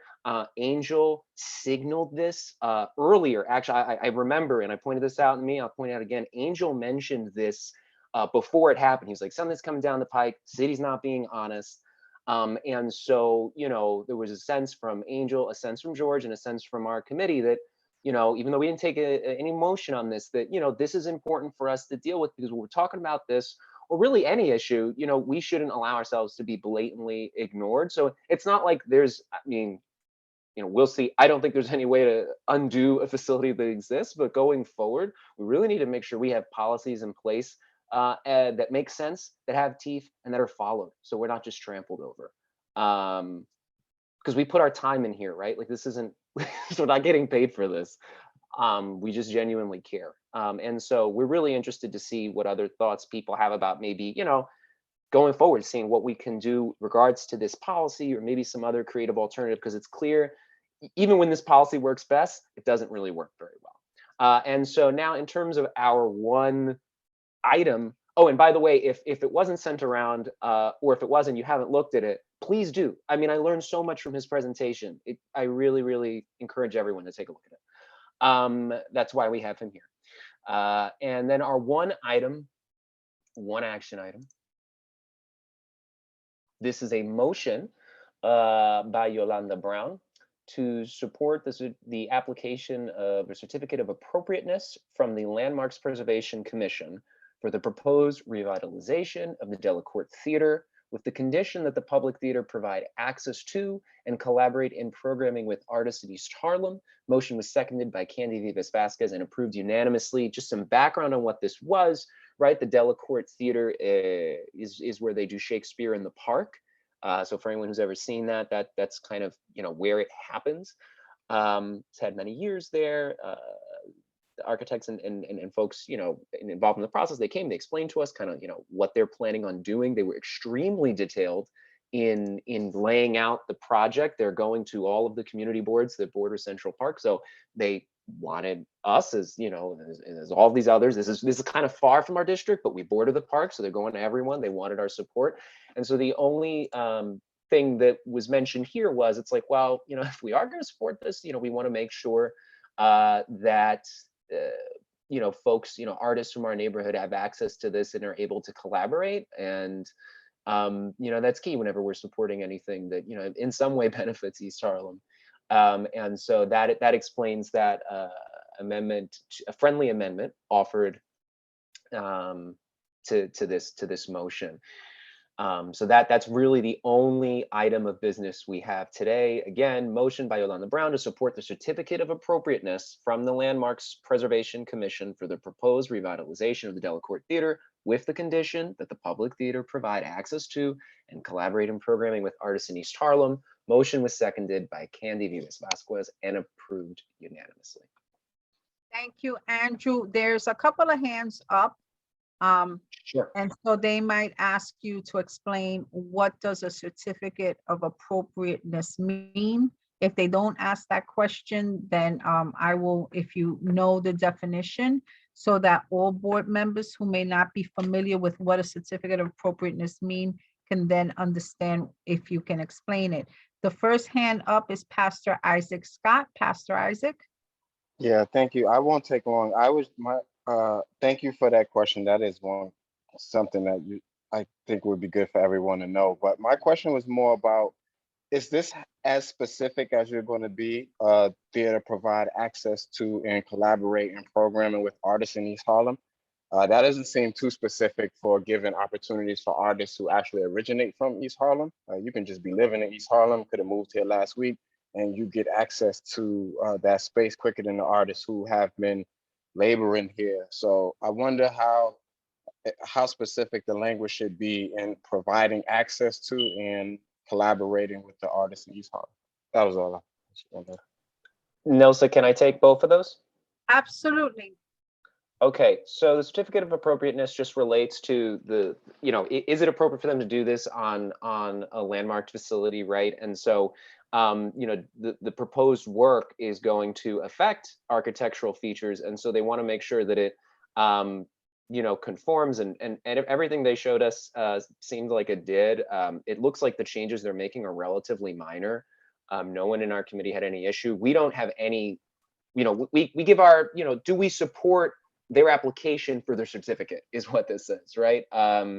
We're not approving the certificate, we're supporting their application, but they provided us a pretty in-depth presentation of what they're doing, and it looks as though they're pretty much keeping intact the basic architectural constructs that the theater already had. Yeah, in terms of what was in terms of the artist piece here, right? What does an artist from the neighborhood mean? And then could they just be an artist that just got to the neighborhood? Yeah, of course. I mean, what teeth does this have? Not entirely too sure, right? I mean, at the end of the day, we did have the person from, hold on one second. Who's this person's name? We got the contact for Rosalind Barber from the Public Theater, who was there, and she's like, that's the person that CBOs and artists should reach out to if they want to get involved with programming, they want to get plugged in, they want to try and do collaborations. And so the best that we had at the committee at that time was, we've got her contact. We as a community board should definitely press, but I think you're right that this doesn't obligate them to put on a show with local longtime residents of our neighborhood. But at the same time, this is a letter supporting their application for certificate of appropriateness. So, our ability to claw that is, I don't know. It is. We expressed our desire. It was made clear, and we have the contact person who does their programming there. So if folks here are interested in pushing this, we should absolutely reach out. I recommended that at the committee meeting. We should definitely reach out if you know artists that have good shows going on and are trying to get space, trying to do things. We should push them. And they just came to our committee. They said they wanted to hear from us, so we should take Rosalind up on that. Thank you. Nye? Thank you, Madam Chair, and thank you, Andrew. Some of my question you've answered, but I want to reiterate also with Pastor Isaac Scott said, because the first thing I thought of was collaborate and program with artists and cultural institutions. We have numerous cultural institutions in our beloved East Harlem that often don't have opportunities and access to collaborate with some of these larger, well-funded, venues and organizations across the larger New York City. And I think that, if people are coming to us for our support, we should be making sure that we have conversations about that. So first was extending it not just to artists, but artists and cultural organizations in East Harlem. And then second, wanted to make a recommendation to Chair Mack that we follow up from the economic development, cultural tourism side, because, for example, Merry Wives was a Black Shakespeare revised play that was celebrated over this entire summer. And there was a lottery to get access. And I have to tell you, it went to more wealthier neighborhoods than to ours. And so I do think that part of our support of their work as we go forward and in the faith of diversity in this post-George Floyd world, I think also means allocating seats so that, our lesser served organizations, and lesser served communities and communities that have seen cuts to arts programming have opportunity to bring our youth and our seniors and others to participate, since many of it is funded by city dollars. So thank you. I want to echo those sentiments, and I want to echo those sentiments. I want to echo those sentiments, and I just want to say, they heard us say pretty clearly that this is a space that few of us use. I was just like, I've never been there. I've never myself actually gone to this place. Would be nice. I just won't wait online for things. I usually don't wait online for things, and it's usually a long line, crazy lottery, whatever. It's like, I'm good, I've never attempted to approach them for some sort of artist thing. I never really saw it as something that was really something that was like for me, or, I passed by it. I remember playing Manhunt Central Park near it in a snowstorm with my friends at high school, but Rosalind heard that. And so, if we are going to go ahead and vote this, I definitely think that we should press and be like, yeah, look, we did go forward. That was our condition. I have X artists, I have X CBO, I have whatever, that are interested. Tell us what that process looks like. And yeah, I think we should definitely follow up.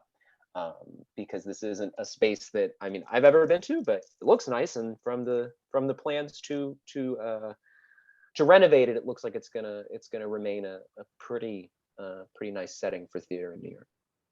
Thank you, Andrew. Candy? Yeah, hi everyone. Sorry for the tardiness, but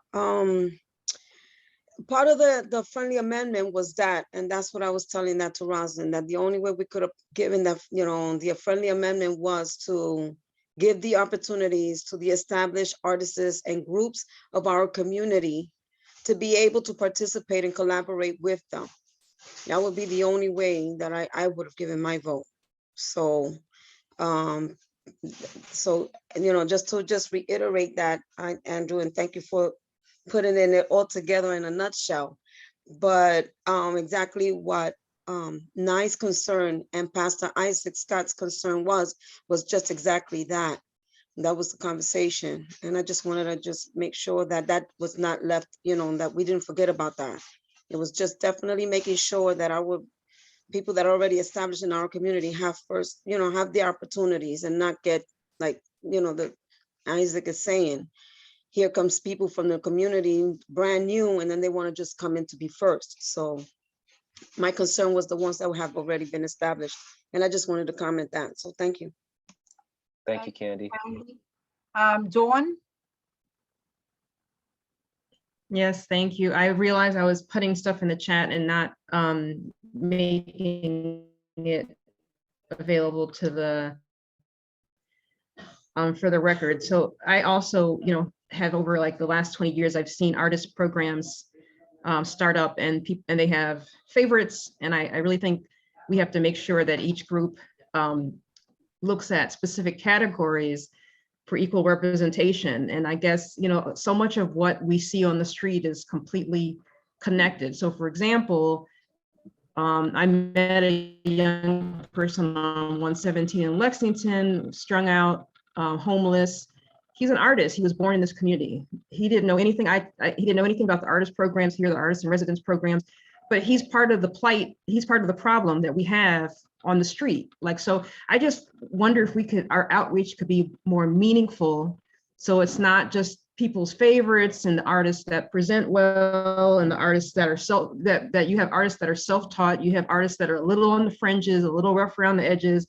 I just think that would be much more interesting. I think developers, when they throw a building up and they claim that they can't, hire locally, they should be putting murals in the lobby from our local artists. And again, diversity, not just who knows someone, but there's people out here who could be rehabilitating their lives and doing this art for others. And I'm just frustrated that there's a disconnect between all this goodwill and the people who really need it. So that I just didn't want to keep putting stuff in the chat because that's disrespectful to the new rules, but I just thought I should say it out loud. Thank you, Dawn. Adem?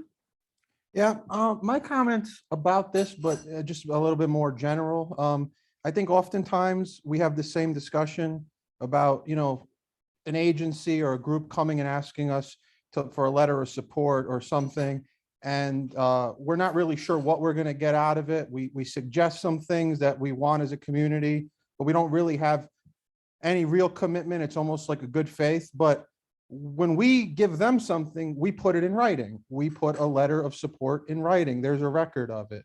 And I'm just wondering why it is that we can't start asking for some kind of commitment in writing to our requests. And, I also see sometimes the person that gets sent to the meetings to propose this will be like, oh, I can't answer that or whatever. So then it's like, well, then send the person or put us in touch with the person who does have the power or the ability to answer that. And I know, there'll be things that are like, oh, they're going to be able to do it anyway or whatever. But I assume if they're coming to ask us for something, I'm just assuming we must have some say. And I'm also assuming, and this is just my thought, we've said yes for so long doing this. I'm just wondering if we started saying no till we got something that we wanted, if that's not, you can't keep doing the same thing and expecting a different result. That's just my 2 cents, but that's it. Thank you, Adem. Reverend Yolanda? Thank you, Madam Chair. The conversation that we had when Public Theater came to us was quite robust, in that the letter of support for the appropriation was basically dealing with a work order, a work permit. And in that conversation, we were able to express our concerns for our community. Now, while we have a friendly amendment and we do that often, I think it's on us to follow up. So there could be those who would take positions on maybe the board of the various organizations so that we can follow up to make sure that the interest of the community is being heard. We have to be willing to go beyond the friendly amendments.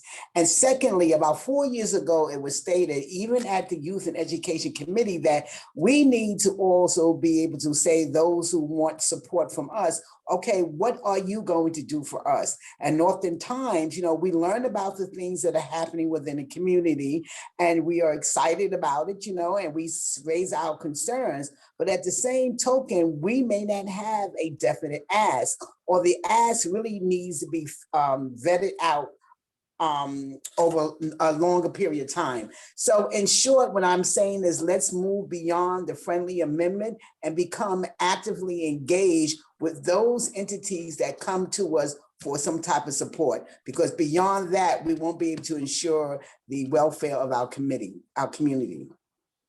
Thank you. Russell Schuler? Good evening, everyone. Good evening. We tend to always, many come to us for our approval, or like many of the members have been discussing, Community Board 11 giving something back, giving something and not having any guarantees for getting anything back. Friendly amendments and all those things are just technical gestures. We all recognize that. In this instance right here with the public theater providing what they said they want to do and collaborate with the talent that's in, the artists that are in East Harlem, I think we should be demanding, or not demanding that way, but make it as a requirement. We should have seats at the table, equitable seats at the table for the selection.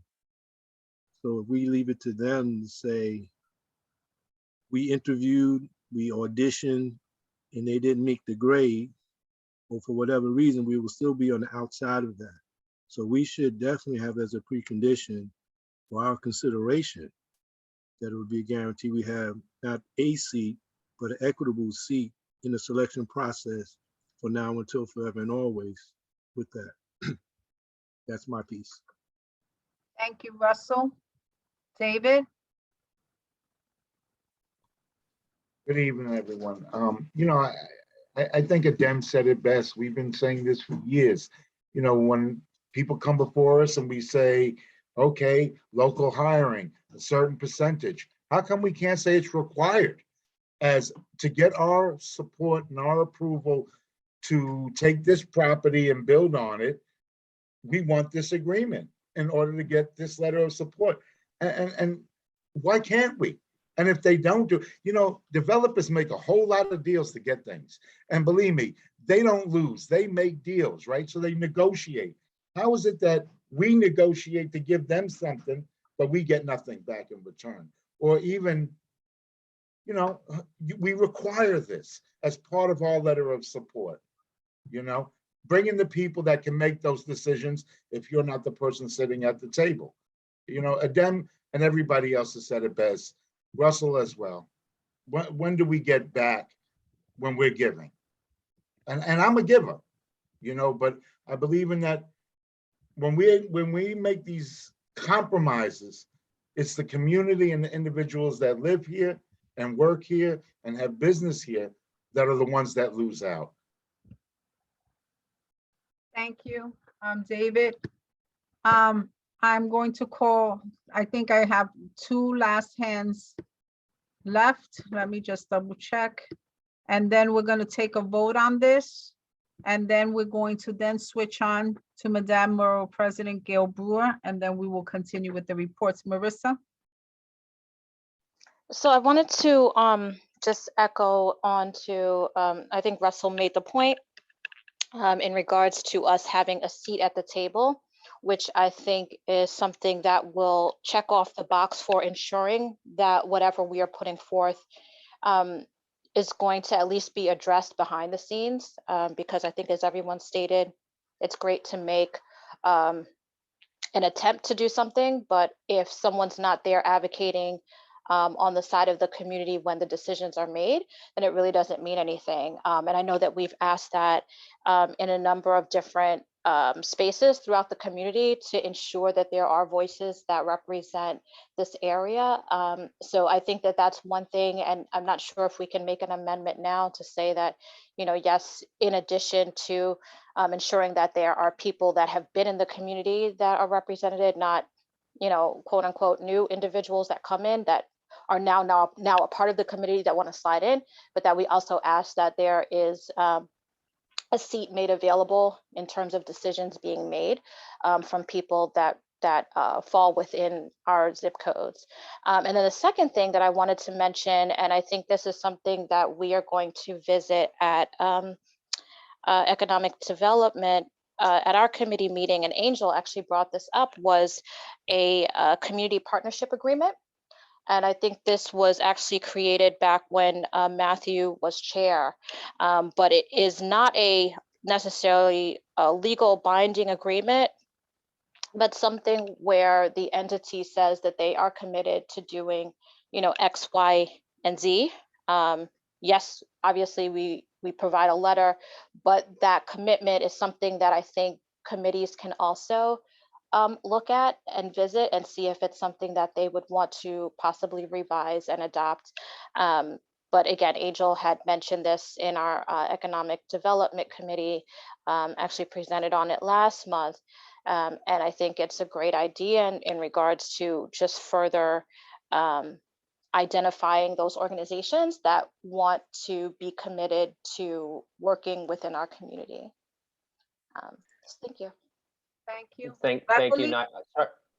And I just wanted to remind everyone that Rosalind Barber from the Public Theater presented on this, and every voice that we're hearing right now is almost carbon copy of the earful that she got from us. And so she's aware that this is very important to our community. That does not mean that they're going to follow up, but it means she's going to remember when people from this committee follow up. And so if you know artists or CBOs that want to collaborate with the Public Theater, that want space for their artists, that want you know, to you know, even just to be able to visit or to hold shows, whatever it is, she from our meeting would not be surprised to hear from us, and we should definitely take that opportunity, however vote goes. I really do encourage folks, if you have specific people, organizations, and specific ideas to collaborate, she said she wanted folks to follow up, and our committee should. Our community board should. I just want to, this is going on a lengthy discussion, and this is fine for a certificate of appropriateness. I'm going to let Beverly, she's had her hand up quite a while, and then I'm going to let Angel comment. My question, I'm going to have a question as to how is this letter time sensitive, and you can factor that question in when you answer Beverly, and Angel will just automatically go on, because based on this discussion, if it's not time sensitive, which I'm assuming it will be, then there's no reason why this person cannot come back. But I'm going to let Beverly and then Angel. I'm going to step off camera for a few minutes because I need to stretch my back. Too much information, but I have a back injury. So I'm going to ask Xavier to jump in if I'm not back before we take the vote. Thank you. Beverly? Thank you, Madam Chair. I want to echo also what everyone was saying regarding this issue. I'm being new to the board, don't know all these organizations that's here and what they provide or don't provide for the community. I was just wondering about some ideas on how do we keep a listing or something like this if these organizations are good neighbors, and maybe we should think about having some type of documentation where we have like a good neighbors report card for all of these types of organizations that come about to ask us for our letter of recommendations on any issue, whether it's cultural or housing or anything else. So, you know, when other committees can look at it to see if they have to, you know, if there's something that these organizations are doing when we have these friendly amendments, or if they're not doing it. I think we should just keep some type of documentation that's easy for us to look into and to feed back on making sure that these people who comes for letters of approval for anything, that we have some type of report card system for them. Thank you.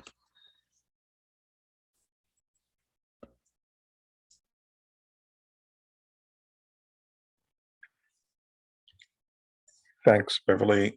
So I just wanted to add something. So it seems like there's a bit of a groundswell in the latest comments, and I think something was missed or an assumption's being made that there is an obstacle at the Public Theater where we have been provided no proof that there's an obstacle for local community groups accessing the Public Theater or the Delacorte.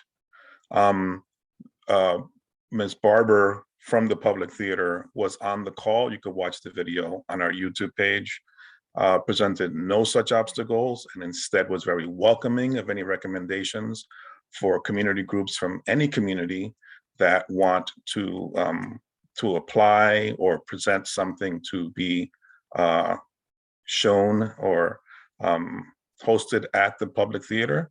So I think it's important for people to understand that that was part of the presentation. There was nothing said by the Public Theater, the people that operate the Delacorte, of there being any obstacle whatsoever to local groups accessing that space. Now, what they need to do is contact the public theater and make their proposal and then figure out schedules and the rest of it, whatever the particulars are. It's a busy place used by many people, and I'm sure there are groups from all across the city competing for a finite amount of space and time. But they seemed, at least it was my sense, very welcoming to community groups. They spoke about that they do have community programming at the public theater, at the Delacorte Theater. So I just thought that it was important to inject that into the conversation. I know that based on experience with other people's or other organizations that have come before the board making promises, or other opportunities where we've made asks and not gotten what we've asked for, that there may be, a sentiment or a distrust of partnering or supporting things that are being proposed to the board. I would just say that in every instance that the board does not follow up, you do not get what you asked for every single time. So you can ask, and you should, but you have to follow up. If you do not follow up, whoever they are not in the business of satisfying your asks. They will satisfy your ask only if you are on them all the time and engaged with them all the time. I think that's something very important for us to consider. So someone mentioned the East River Plaza project. There was tons of engagement on that. But if you would have taken your eye off the ball for a second, that wouldn't have happened. There wouldn't have been any production. So I say, and I encourage you and re-encourage you that if you're going to be making asks, and you should, that you have to engage. And when presenters offer the opportunity to engage, take them up on it. They provided their number, they provided their email, call them, email them, reach out to them, invite yourself, and have the conversations with them, because that's how, partnerships are born. It's not we could send out 800,000 letters out of the community board with all kinds of strong language and nothing will happen. We have to have that engagement all the time. Otherwise, we just talking to hear ourselves talk. Xavier. All right. Thank you, Angel. Xavier, Nils may I asked me to tag in. Xavier, let me just add one quick second thing to get started. The environment and open space is really trying to look at when presenters come before us, or who comes before us and they have asked, what are they really asking for? And we started with the presentation form, but I think this is coming more in depth, so we can be clear what people are coming before they even come to present and what they're asked, so that we're better prepared in our ask when they come before us. So maybe Jessica could talk a little bit more about that. Sorry. Okay. Are you referring to Jessica Elliott? Yes, Jessica. Yes. In the conversation, let's entertain that before we call the question. Yeah, just quickly, I mentioned it in the report for our committee, but we are working on the letter of support guidelines and thinking about these sorts of things. So I've actually been writing down the things that you all have been saying, so that we can integrate that into however this develops over time. And we hope to share that with every committee and with leadership as we continue to think about it. But that's it. Thank you, Jessica. And I just saw briefly in the chat, and again, trying to remind people, hold on just a second, that we try to keep things when we're having a discussion on the public record by raising your hand and stating it for the public record. But Dawn did mention for those who were on the board during the Costco, and those that are not aware of it, we fought for EBT to be accepted, and there was quite the pushback.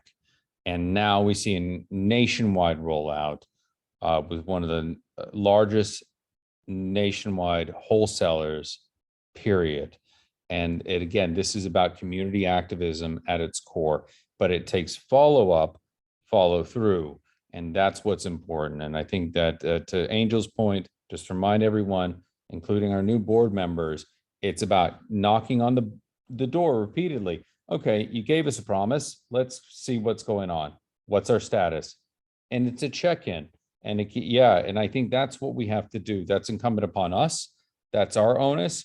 And so I just want to remind everyone, if I can give you one takeaway from just this discussion and listening to it, is that and what we'll see in January, and I want to just put this as a call out, on each committee you sit on, ask, how can I follow up with all of our positions? How can I follow through with all of our positions, previous and forthcoming? That's what we do. That's all we're supposed to do as we advocate for the community. So I'm going to go to Nye real quick before we call the question to see if we can kind of summarize and move on in the agenda. And thank you, David, and Jessica. Nye? Mine is just really quick. Just was sharing that Health and Human Services had to create a new questionnaire for the service providers that were coming with, before us, based on work done by the previous Health and Human Services chair, like David and others, and with the help of Xavier and other members of our larger board and the board staff.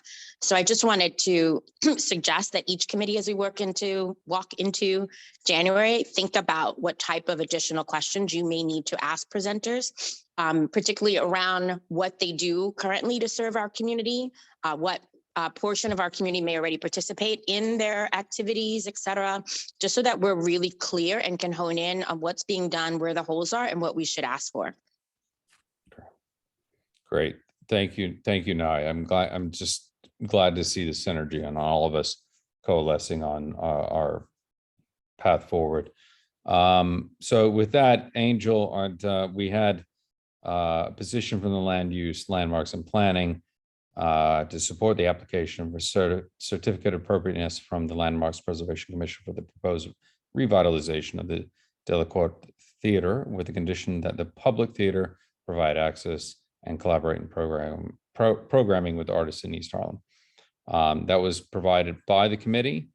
In again, reminding you of our adoption with the Robert's Rules of Order and the way that, and our current culture with the online, which is, this is what's presented by the committee. It only needs to be moved. Is there someone who's willing to raise their hand and move to adopt this position for a vote?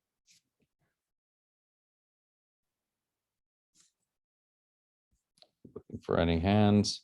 I see, recognize Reverend Yolanda Brown. Yes, thank you for acknowledging my hand. I move that we accept the recommendations as decided at the committee level. Okay, great. May And, I second? Well, I'll gladly accept it. I'll accept it.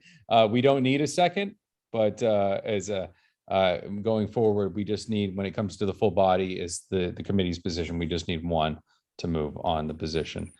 We're just adjusting that culturally, but thank you. And Don, thank you for your history down there. Brilliant, because I remember during that time what we advocated for. So Angel, please call the roll. Jose Altamirano, Yes. Stephanie Arroyo, Yes. Adem Brija, No. Yolanda Brown, Yes. Eva Chan,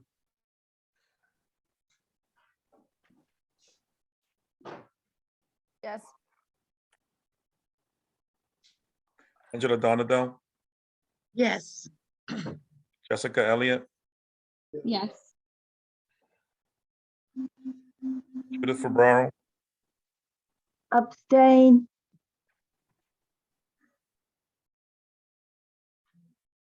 David Giordano, Yes. John Green, Aye. Robert Harvey, Yes. James Horton, Yes.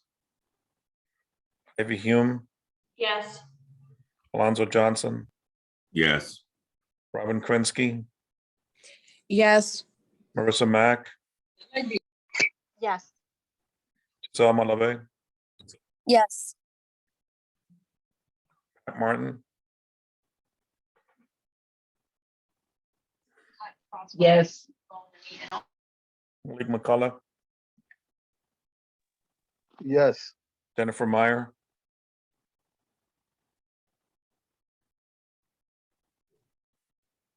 Elsa Arama, Yes. Beverly Pabon, Yes. Andrew Padilla, Yes. Art Perez, Yes. Robert Perez, Yes. Savasia Robinson Teague. Not here. Tasha Rodriguez, Yes. John Sanders, Yes. Xavier Santiago, Yes. Isaac Scott, Yes. Russell Schuler, No. Candy Vasquez,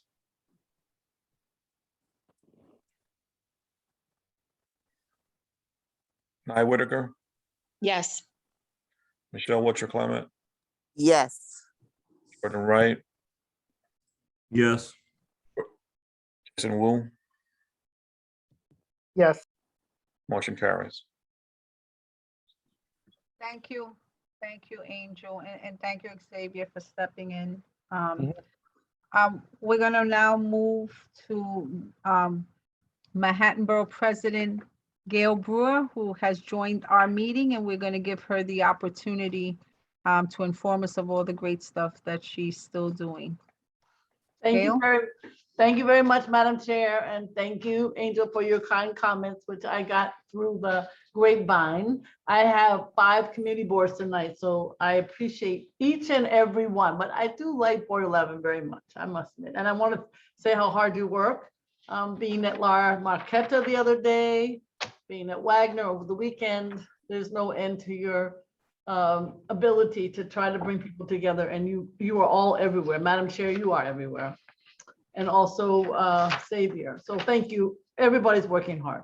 There are a few things I want to mention in specific. First of all of this issue of methadone injection center is really hard, and you deserve a lot more support. I think Carrie King works harder than 10 times harder than I do, and she hasn't been able to pull off what she needs in her area and her bid. It's more help is needed, and so we have done a couple of walks with Board 10, Board 11. I support the concept, everybody doesn't agree, of the injection center, but I don't support people outside hanging out, and they hang out on 124th, 125th, 126th, all the way wherever is possible, and the hangout is not appropriate. So we did write a letter, I think you know, that talked about the 124th Street issue, and if Mount Sinai comes in with yet another center, it has to have the kind of health support that's needed, and that doesn't bring in folks who are perhaps going to hang out outside. So lots of work to be done, but goodness knows Board 11 has tried in every way, shape, or form, and I think the rest of the world should know that. So I hope I'm clear that I appreciate what you're doing. It's not fair what you're going through. How about that? This is not. Second issue is I want to thank everybody who participated on a regular basis at our Tuesday at 3 o'clock sort of vaccine / recovery / where's the money discussions. Today we heard a lot about, unfortunately, endless the vaccines, and I think you know that the kits for testing that everybody wants, all the senior centers, all the nonprofits, not available yet. Apparently the nonprofits can apply. You can do it on the Test and Trace website. The problem, as somebody said tonight, as a nonprofit is, are you going to like make us literally tell you, city agency or state agency, every single person we give a kit to? We can't do that. So you have to be flexible. We have an emergency. You got to be flexible and trust people. Give the money to good nonprofits. There are plenty of them in East Harlem. So just so you know, there's a little bit of a tension going on, not only to get the testing kits, but also what are you going to do with them? And they obviously have to be stored in appropriate temperature. But for God's sake, these nonprofits know what to do. Second is the testing sites. I think the city ones are the best, although I heard today at Gouverneur it was 64 hours, not 24, not 48, which is what the mayor keeps stating, to get somebody tested, and then he was positive. So he'd been at work in between. Some of the other private sites, some of them are being sued by the Attorney General, to her credit. And then the health department told us that in Brooklyn, there are sites popping up that look like the colors of Health and Hospital, but they're not Health and Hospital. And they're certainly charging people for their insurance without, you know, and kind of deceiving them. So wherever there's money to be made, somebody's going to try to find and scam the system. So be careful. Go to the city sites. That's what I would argue. I also want to state that we learned today, no surprise to you, that there are about 400,000 New Yorkers who still are not working. And that's 50%, 57% of what we were working before. So New York is actually way behind the rest of the country in terms of people coming back to work. Even though our COVID rates are lower, people are still not back at work. So we have a whole lot of work to be done in 2022. In terms of community board applications, as you know, there will be the Borough President Levine will be here, and I'm sure he'll do a great job in doing outreach and talk about the timeline. But I want to talk about term limits. I didn't support community board term limits, but I lost. They exist. And according to the charter, the new provision is as follows. Members can serve 4 consecutive 2-year terms, but the clock did not start until the appointments made for the term that started on April 1st, 2019. So it doesn't apply for the people who are previous to that. And then those who started on April 1st, 2019 will be term limited for March 31st, 2027. But the charter also included how to deal with staggered terms. So there's an exception for members appointed on April 1st, 2020. Those members will be term limited after 5 2-year terms. So those members can serve until March 31st, 2030. And that was to figure out how to deal with not losing institutional knowledge, although I think you need more time even to learn zoning, because otherwise those land use attorneys just, they've been there for 40 years. I know them. Second, those who come in midterms, because sometimes people can't serve out their whole term, that person gets 8 years plus the whatever is left over of the person's term whom they are filling. Capital funding, I know there'll be a process, but if anybody wants to, if you have a nonprofit, you could submit your organization's letter of intent as to what you're interested in to Borough President Levine by Friday, March 14th. It's on our website. And the same thing with cultural tourism grants. These are grants, I know lots of folks in East Harlem have gotten them.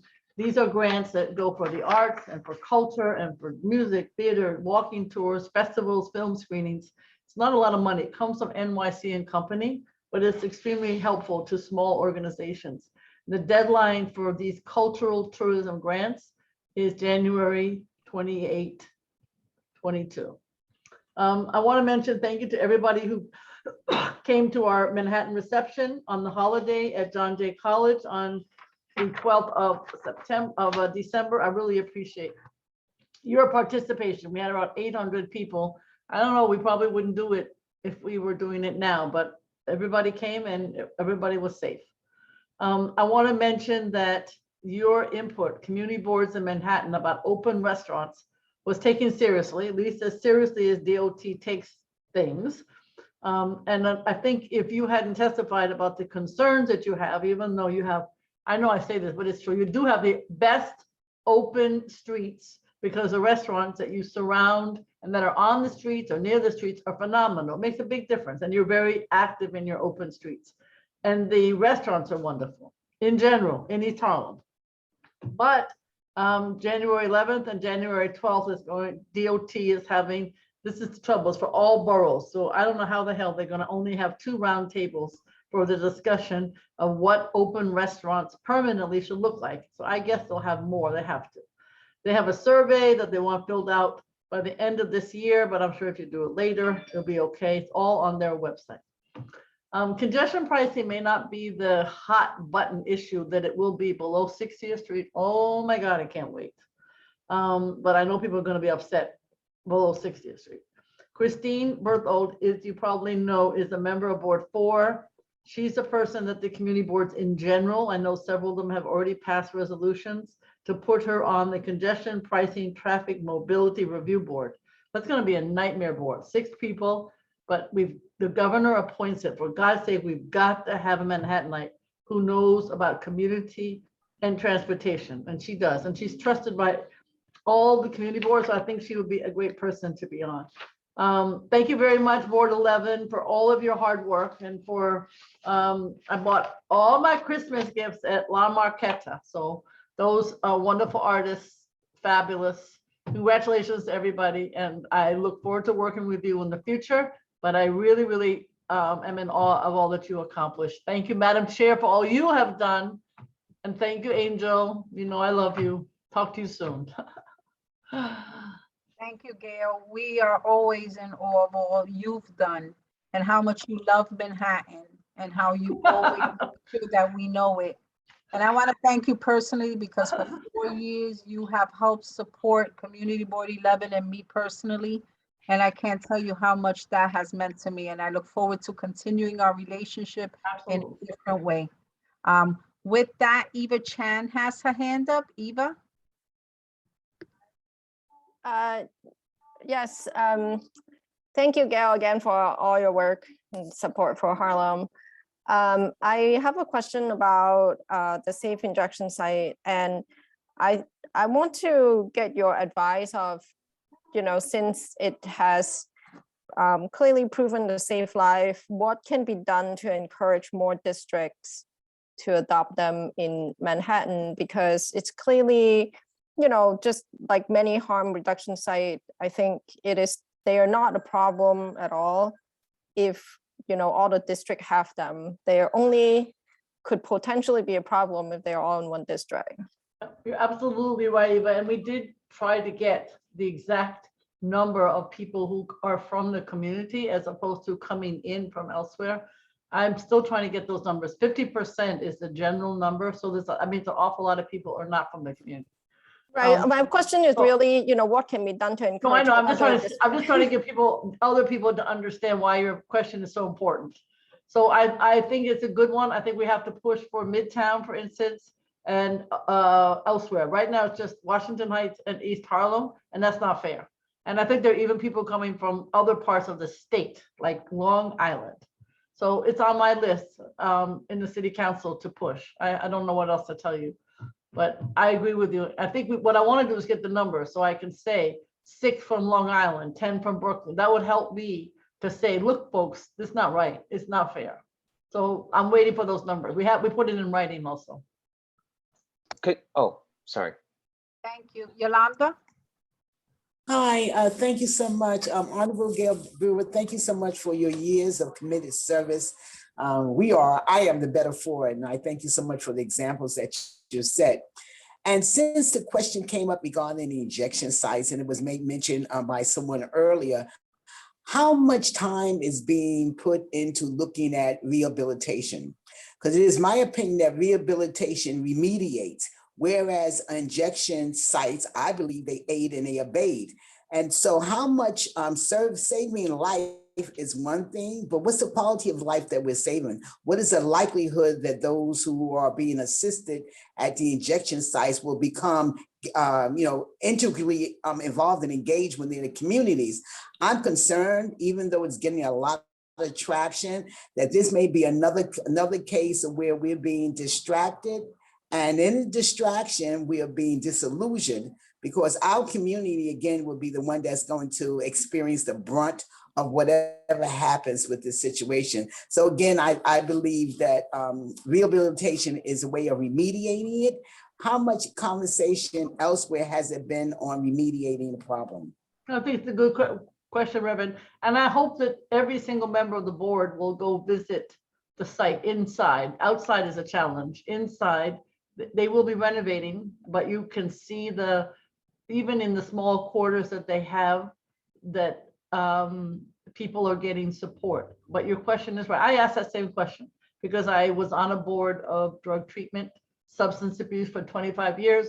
my foster care kids came from the parents who were not able to care for them, at least some of them. So I'm very familiar with rehab, because that is the only way to deal with some of these crises. So I asked it, Reverend, and the answer was what you often get, which is they have to be ready. That's a very hard answer to hear, because you see people who have in the waiting room, you just want them to say, I'm ready to get the support, and then they can go for rehab, but they don't.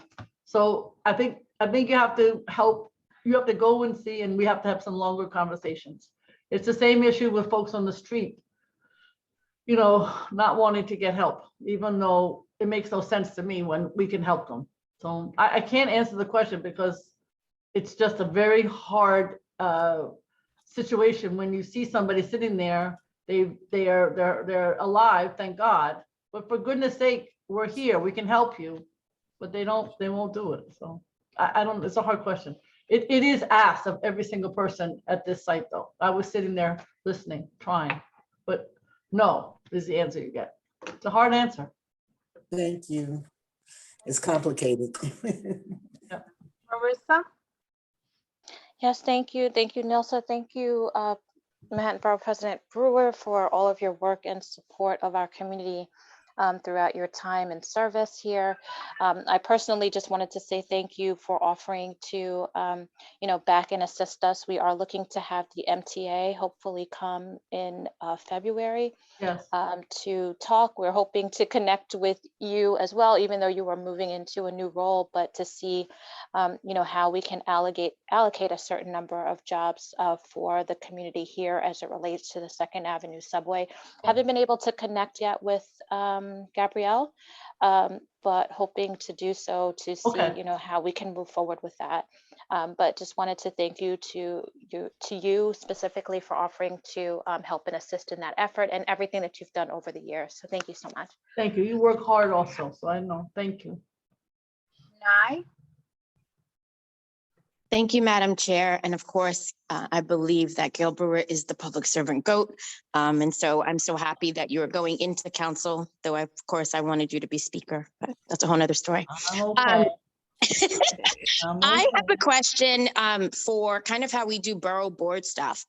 Our Health and Human Services Committee passed a moratorium to try to give us time to evaluate the services that were here and the need that was increasing due to COVID. And in the middle of that, this injection site was placed without notification to us, even though the numbers from OASIS showed supposedly the Bronx had the greater need, but we were told that the Bronx didn't have a site that was ready at this time, whatever that means.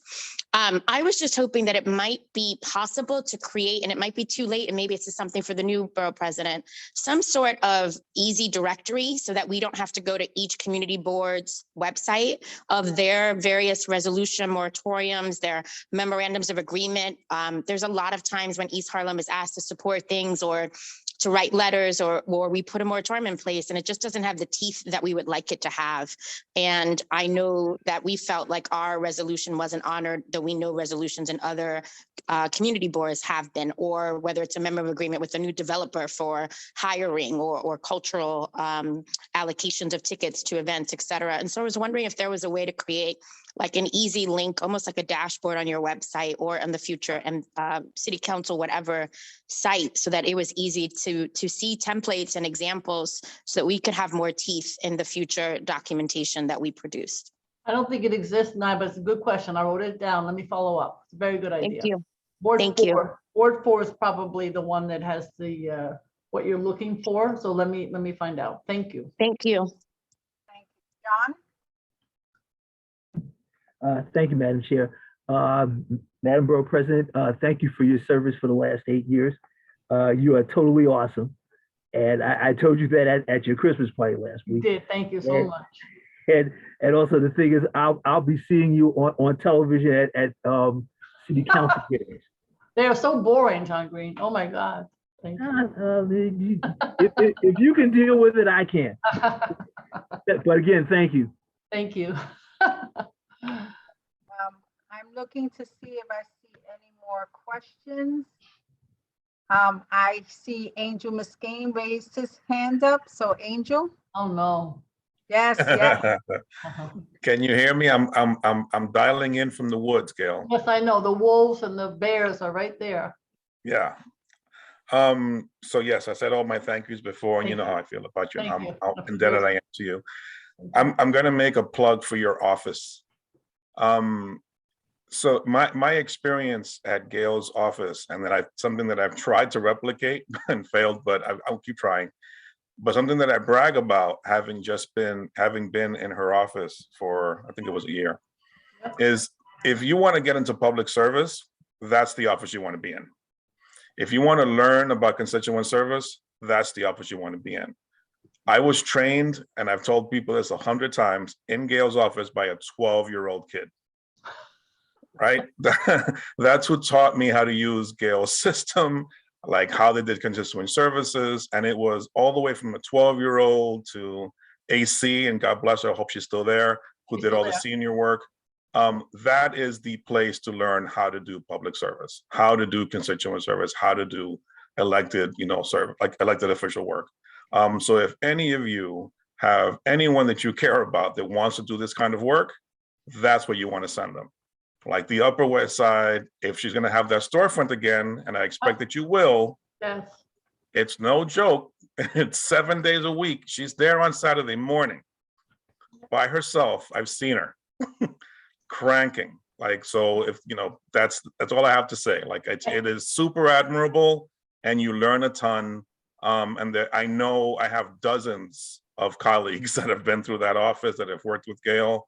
They're scattered all across the city, and we're all the better for it. Thank you very much, Angel. You've done a great job where you are, and I appreciate you more than I can say. Thank you. Thanks, Gail. And thank you to Isabel. I see Isabel there. Isabel, thank you very much. She loves Board 11, and she loves all of you. And she loves her community, and she's an amazing friggin' artist. God. So thank you, Isabel. All right. Thank you, Nilsa, very much. Thank you, Madam Chair. Congratulations, all of you. Thank you, Gail, and thank you for stopping by and always showing us that we are important to you. That means a lot to us. Thank you so much. Thank you. All right. Thank you, everyone. With that, we are going to now move back after hearing such an inspirational person. We are now moving back to another inspirational person, our Human Services Committee, Chair Nye Whitaker. Nye? Thank you, Madam Chair. And oh my God, I wish I could hug you through the phone. I can't believe this is your last meeting. Thank you for all the faith that you put into us and all the support as we move forward to serve our community with you in our hearts. I'm actually going to ask Vice Chair, if he's still on, Arturo Perez and Marlene to help with this, as I was out of the country for the last meeting, though I did participate remotely, and then I can chime in to fill in any gaps. So is Art on the line? Yeah, sure, Nye. I'll start it off, and then you can elaborate as you see fit. At the last Human Services Committee meeting, there were 3 presentations and discussions. There are 2 short ones and 1 rather lengthy one. There was a presentation by CUNY East Harlem on the COVID Virtual Memorial Project. Basically, it was a presentation on commemorating the experiences of East Harlem residents during the height of the pandemic in storytelling and virtual reality. There was a presentation from New York City Mayor's Office of Community Mental Health regarding the mental health crisis response, services available in Community Board 11, including the Be Heard pilot program. And last, but certainly not least, there was a very long discussion and a back and forth on the injection center in East Harlem, which we've already talked about quite a bit at the meeting today. And we had some officials from DOH just explain, well, not so much explain, but basically have a discussion with our committee members as to the lack of notice for this injection site, the somewhat insufficient information, misleading information, and then the final decision on the location of the injection site in East Harlem. I mean, there were some pointed questions as to why exactly does this need to be in East Harlem, and why are there only 2? I don't think we got a satisfactory answer other than it's the status quo. This is where it exists, and this is where the infrastructure is, and essentially that was the only reason given. Despite the fact, as was mentioned earlier, that OASIS indicates that up to 50 and maybe even a greater percentage of the clients of this injection site actually do not reside in East Harlem. Committee felt that having that injection site in East Harlem would just aggravate an already bad situation at the 125th Street site with a lot of hangout outside the center and just make things a lot worse. Okay, so with that, I don't know, now if you want to add anything else? Thank you. I think, you know, again, there's nothing formal for us to vote on. This is for informational purposes only. The Health and Human Services Committee is going to continue to follow up on this particular issue. Again, just want to reiterate that we are here to support the whole person and any member of East Harlem who needs access to services. But we also want to keep in mind that there are more than 5,000 families and renters and homeowners in the 4-block vicinity of that space, not including those who may be traveling on the Metro North or those who may be working in any of the individual buildings, store owners, et cetera. And there needs to be a balance between supporting those that live here, rent here, invest here, pay taxes here, and those that might be coming from other neighborhoods into our neighborhood, and, you know, re-upping the fair share conversation. Thank you to Andrew, who talked about the fair share and what we can maybe start to think about of giving it more teeth. And I think that that's another discussion. But I definitely want to make sure that going forward, we're following up with every elected official about our moratorium and holding them to account to acknowledge in writing that they've received it and they're going to be supporting it as additional services and needs are moving forward, considering that the former, I guess, assistant commissioner that gave the presentation, Dr. Cunningham, is now the head of OASIS, and what that may mean in terms of her plans for future rollouts for our communities and other neighboring communities. I think that the presentation about the storytelling, if we could just re-up that information, Marlene, I don't know if you have that link, but as part of our communications and our newsletters, I think we should continue to make an ask to gather stories. East Harlem was one of the hardest hit communities, and we have a community of people who are hardworking, dedicated individuals from all walks of life and all cultures and ethnicities. And I think this is a great opportunity. We've done a lot of local memorials, but this is a great opportunity to have the members of our community that we've lost memorialized on a larger scale. And I think the onus is upon us to make sure that they are never forgotten and their voices are raised. Thank you. Thank you, Nye. I see some hands up. Pastor Isaac Scott. Thank you. Yes, I was at that meeting, and I guess I'll touch on what's not as political in the space. One of the biggest things that disrupted me during the meeting, and I totally Nan knows where I stand on a lot of this stuff. The biggest issue I had came from board members and community members as well, who are not on the board, and it had to do with just the dehumanization of people and the lack of understanding that we're dealing with people, you know, and it was as if folks were talking about a different, you know, as if we weren't talking about human beings, as if we weren't talking about our neighbors, as if we weren't talking about other community members who may also be functioning with their with whatever situation they're in. And, you know, I just want to just encourage everybody as we, you know, we sit in these positions and we sit making these votes about resources and how they're allocated, that we are talking about people. And I won't take too long, but that's all I really wanted to say, because that conversation really went in a space where I felt like the leadership should have taken a bit more of a hands-on, just ensuring that we maintain the integrity of who we're talking about, so that we can accurately discuss the resources, you know. And folks are attributing crime to the associations that people make without facts and research. It's really, it creates a lot of the narratives that perpetuate the issues we have right now. So I'm just gonna say that and stop there. Thank you, Pastor Scott. Marissa? Yes, thank you, Nye, and Vice Chair. I'm sorry, I'm not sure who's the Vice Chair, but thank you for presenting on the meeting. I just have a quick question in regards to the moratorium and in regards to the teeth and the not validity, but the strength that it holds. Was there any counsel that was involved, like any legal counsel that was involved in drafting and or writing it? And if not, is that something that may be considered going forward?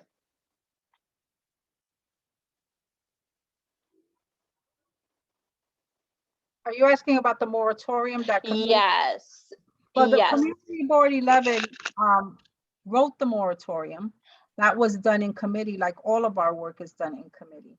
The idea is that we vote on original work or work that the Community Board has adopted.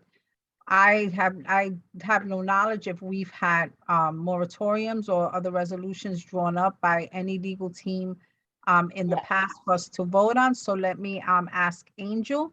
But that particular moratorium was worked on with various people, Human Services. It was reviewed and edited for language to try to be as comprehensive as it could be. Angel, has Community Board 11 worked on not this specific moratorium, but in moratoriums in general and other resolutions with any legal team, including the BP's office, for any adoption for our board? No, this is the only moratorium that I'm familiar with, and it was written by the board. Okay.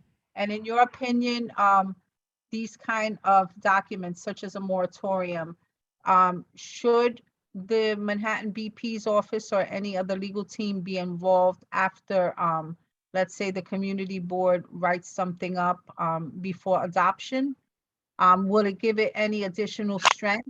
Because I'm not quite sure it would be. It would just be a document adopted by the board.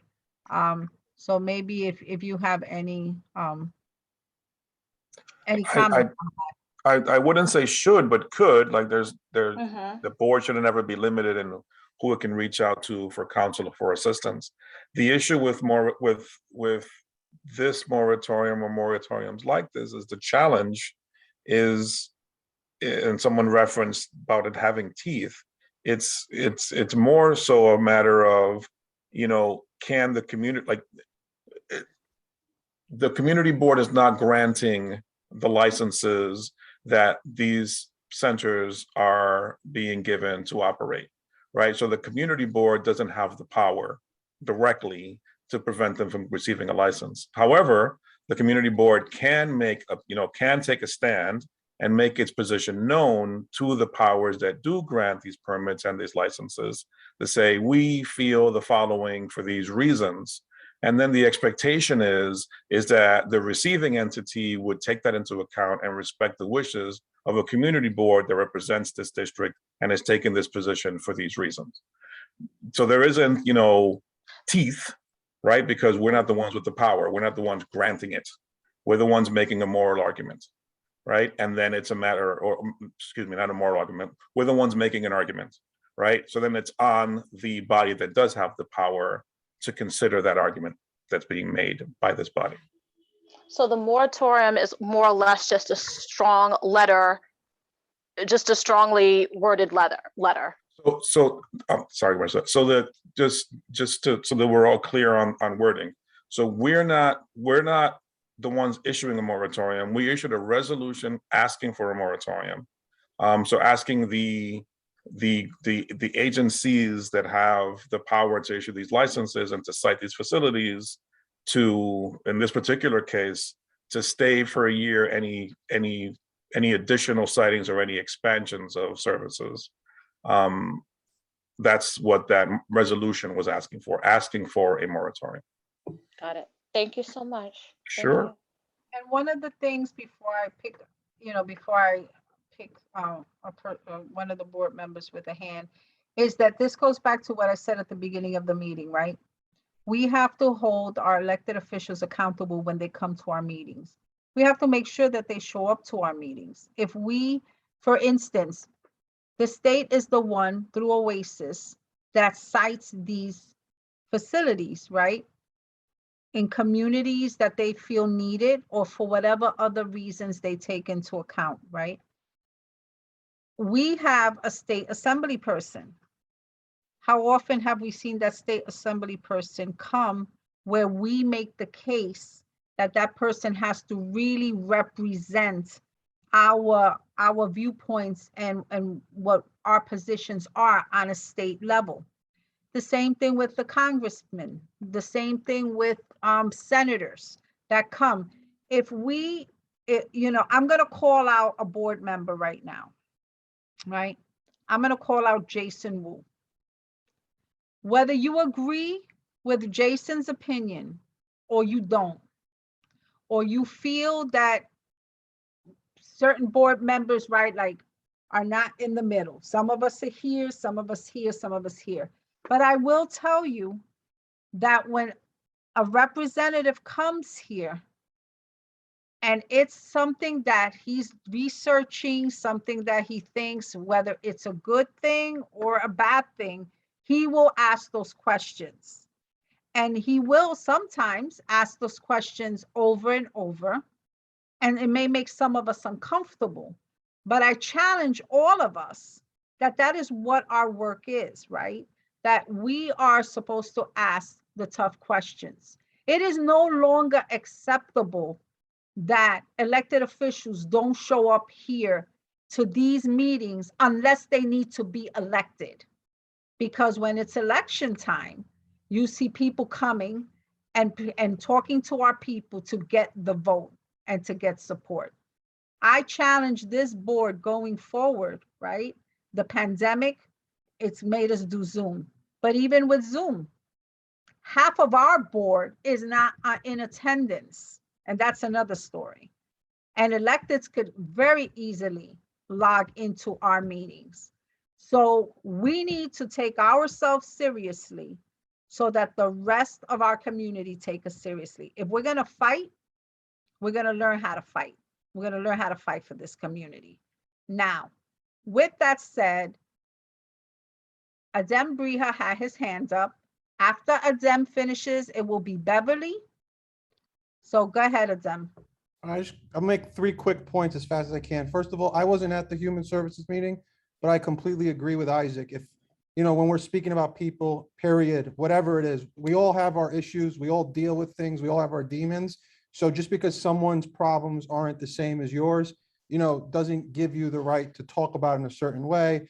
Although I'd like to think that maybe sometimes it's just the heat of argument or passion where people might say things they don't necessarily mean, but that's still not an excuse for it. Secondly, though, I think, and I've heard this, and I've heard other members mention this, and it was talked about in executive, where there's starting to be, and I'm not saying with everybody, but there's like this little narrative where if you're against this injection site, that you're somehow anti-recovery or anti-rehabilitation or, anti-providing people with like a safe place. And I'm going to be honest with you, from everybody I've heard that is against this injection site, I haven't heard one person who I think is against any of those things. I think it just comes back to, why are we shouldering the burden of everybody? We should shoulder our part, and we do. I mean, it comes back to the fact that we've just tolerated housing another community board's sanitation garage for so long. And that leads me to my 3rd point, and it's to piggyback on what Chairwoman Nilsa said. But, when I said earlier, like, maybe we got to start saying no till we get what we want. I'd love to be able to say yes and approve everything, and we're getting everything that we ask for. And I hear Angel when he says that, they came and they said, we can apply and all that. But I think that sometimes our asks are going beyond that. See, when I hear somebody say, you can call and apply, I don't necessarily hear that as being a foolproof commitment. Like, I would think it's, we will take 10 artists from there, but they need to reach out. And to me, that's more of a commitment. So I just think that in order for us to get the respect that we show everybody else and that we deserve, we have to stand a little firmer and, not be afraid to ask tough questions or make tough decisions. And I think when we do that, everybody will benefit, but that's just my opinion. Okay, thank you. Thank you. Beverly? Yes, I was at the meeting for the Human Services, and it did get very heated. I hear both sides of this project that they have, this site. My question right now is regarding the moratorium and the future of that site. In the discussion, I want to know whether or not the moratorium would help in the future of this injection site, whether or not it's able to extend its hours. Right now, it's not every day, it's not 24 hours. And I know they may mention that they will probably want to seek that at a future date. And I want to know whether the moratorium would hinder them from doing so, or does it have any teeth to say what the hours of operations are. And they also may mention that they want to expand to have other services there too. And I want to know whether the moratorium would stop that specific site for adding more services that we already have in our community, but not particularly with an injection site in it. So I just want to know whether or not that would be something that we need to look out for in the future for this specific site, because it doesn't seem like it's going anywhere or it's going to be closed down, or if for that fact, if more communities will even have them in their backyard, opposed to us having, here and everybody coming here. So I want to know how the moratorium would deal with this situation if they ask for more hours and more services at that specific site. Beverly, I'm going to answer this generally, and I'll ask Angel if he has an opinion to weigh in. As Angel said, it's absolutely true. The board took a position on a moratorium asking that the powers that have the ability to cite these kinds of services in our community recognize that the community board is doing research and has come up with information, and we want to be good partners, that we want to learn about all the programs that are in our community that are giving these kind of services and others, so that we can get a real handle on what's actually in our community. Unfortunately, the state does not, when the state decides that they want to cite something, or this site injection site was done through executive order by Mayor de Blasio. This was not coming from the state. This came from our mayor, who decided that this was a good idea and did cite originally a place in the Bronx in addition to us. Now, the reason that East Harlem, my understanding from what I remember, and Angel and Nye and Xavier can correct me if I'm wrong, is the fact that Nairi was already doing needle exchange, safe needles and things like that. I may not be describing it correctly, but harm reduction. And so it seemed that it was a natural fit. There was another organization doing it in Washington Heights, which they now will be linked together as one organization. And so both of these organizations have the ability to do this. This is a long answer to say that if the city decides through its research, or the state decides through its research, that these hours that are being proposed bring a real benefit, then there is nothing that I can feel that, unless the community has a really strong position and has strong support, may not change that narrative. So I can ask Angel and anybody else to comment, but the state is the one who cites through OASIS these kind of services. If the state gets a sense from the community of its feelings, whether it's for or against, and the reasons why, whether for or against, and they are communicated in a way that is supported through our elected officials, and that those elected officials that are on the state level can assist us with opening those doors to have those conversations, then there may be a way to change the narrative. But by and large, it is my understanding, at least through the city, with the contracts that I work with, that the city makes decisions and a lot of times they stick. I would assume this would be the same way if there is a case for the kind of services and the hours expansions and the state is willing to pay for it. I just want to clarify before I select the next hand that this is the business meeting of the board. And this is where board members discuss community concerns as well as the work that went on in committee. While I would like to recognize any elected official who has their hand up to comment, I will not do so. This is the business session.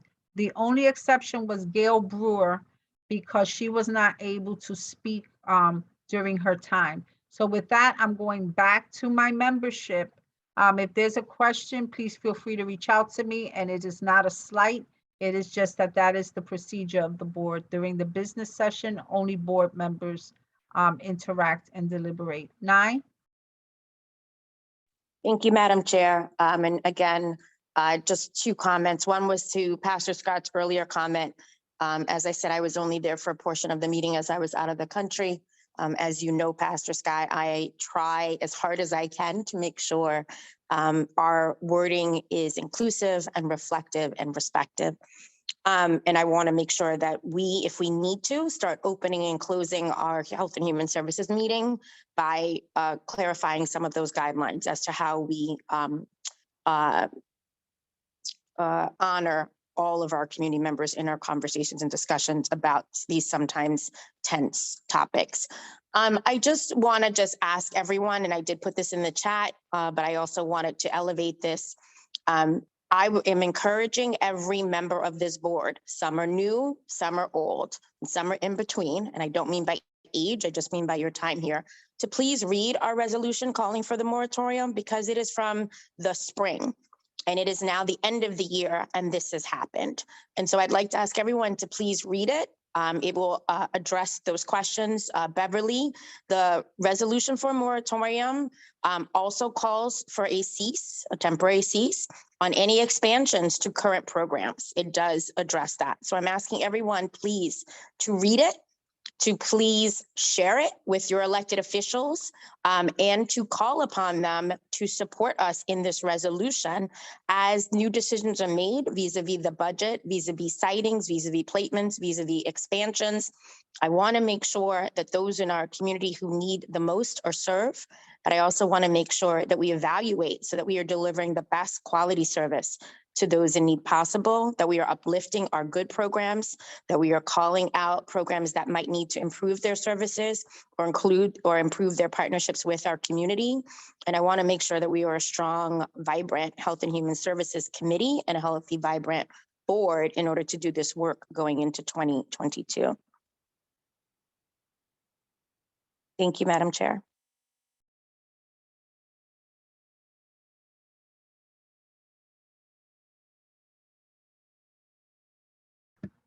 I'm sorry, Eva. I said Eva, but I was muted. My apologies. Oh, thank you. I just want to say real quick that at least for me, when I moved into this community and I'm new, it was just really, really shocking to see how we shoulder more social services than other districts. And just coming from a country originally that, you know, people are of the same race,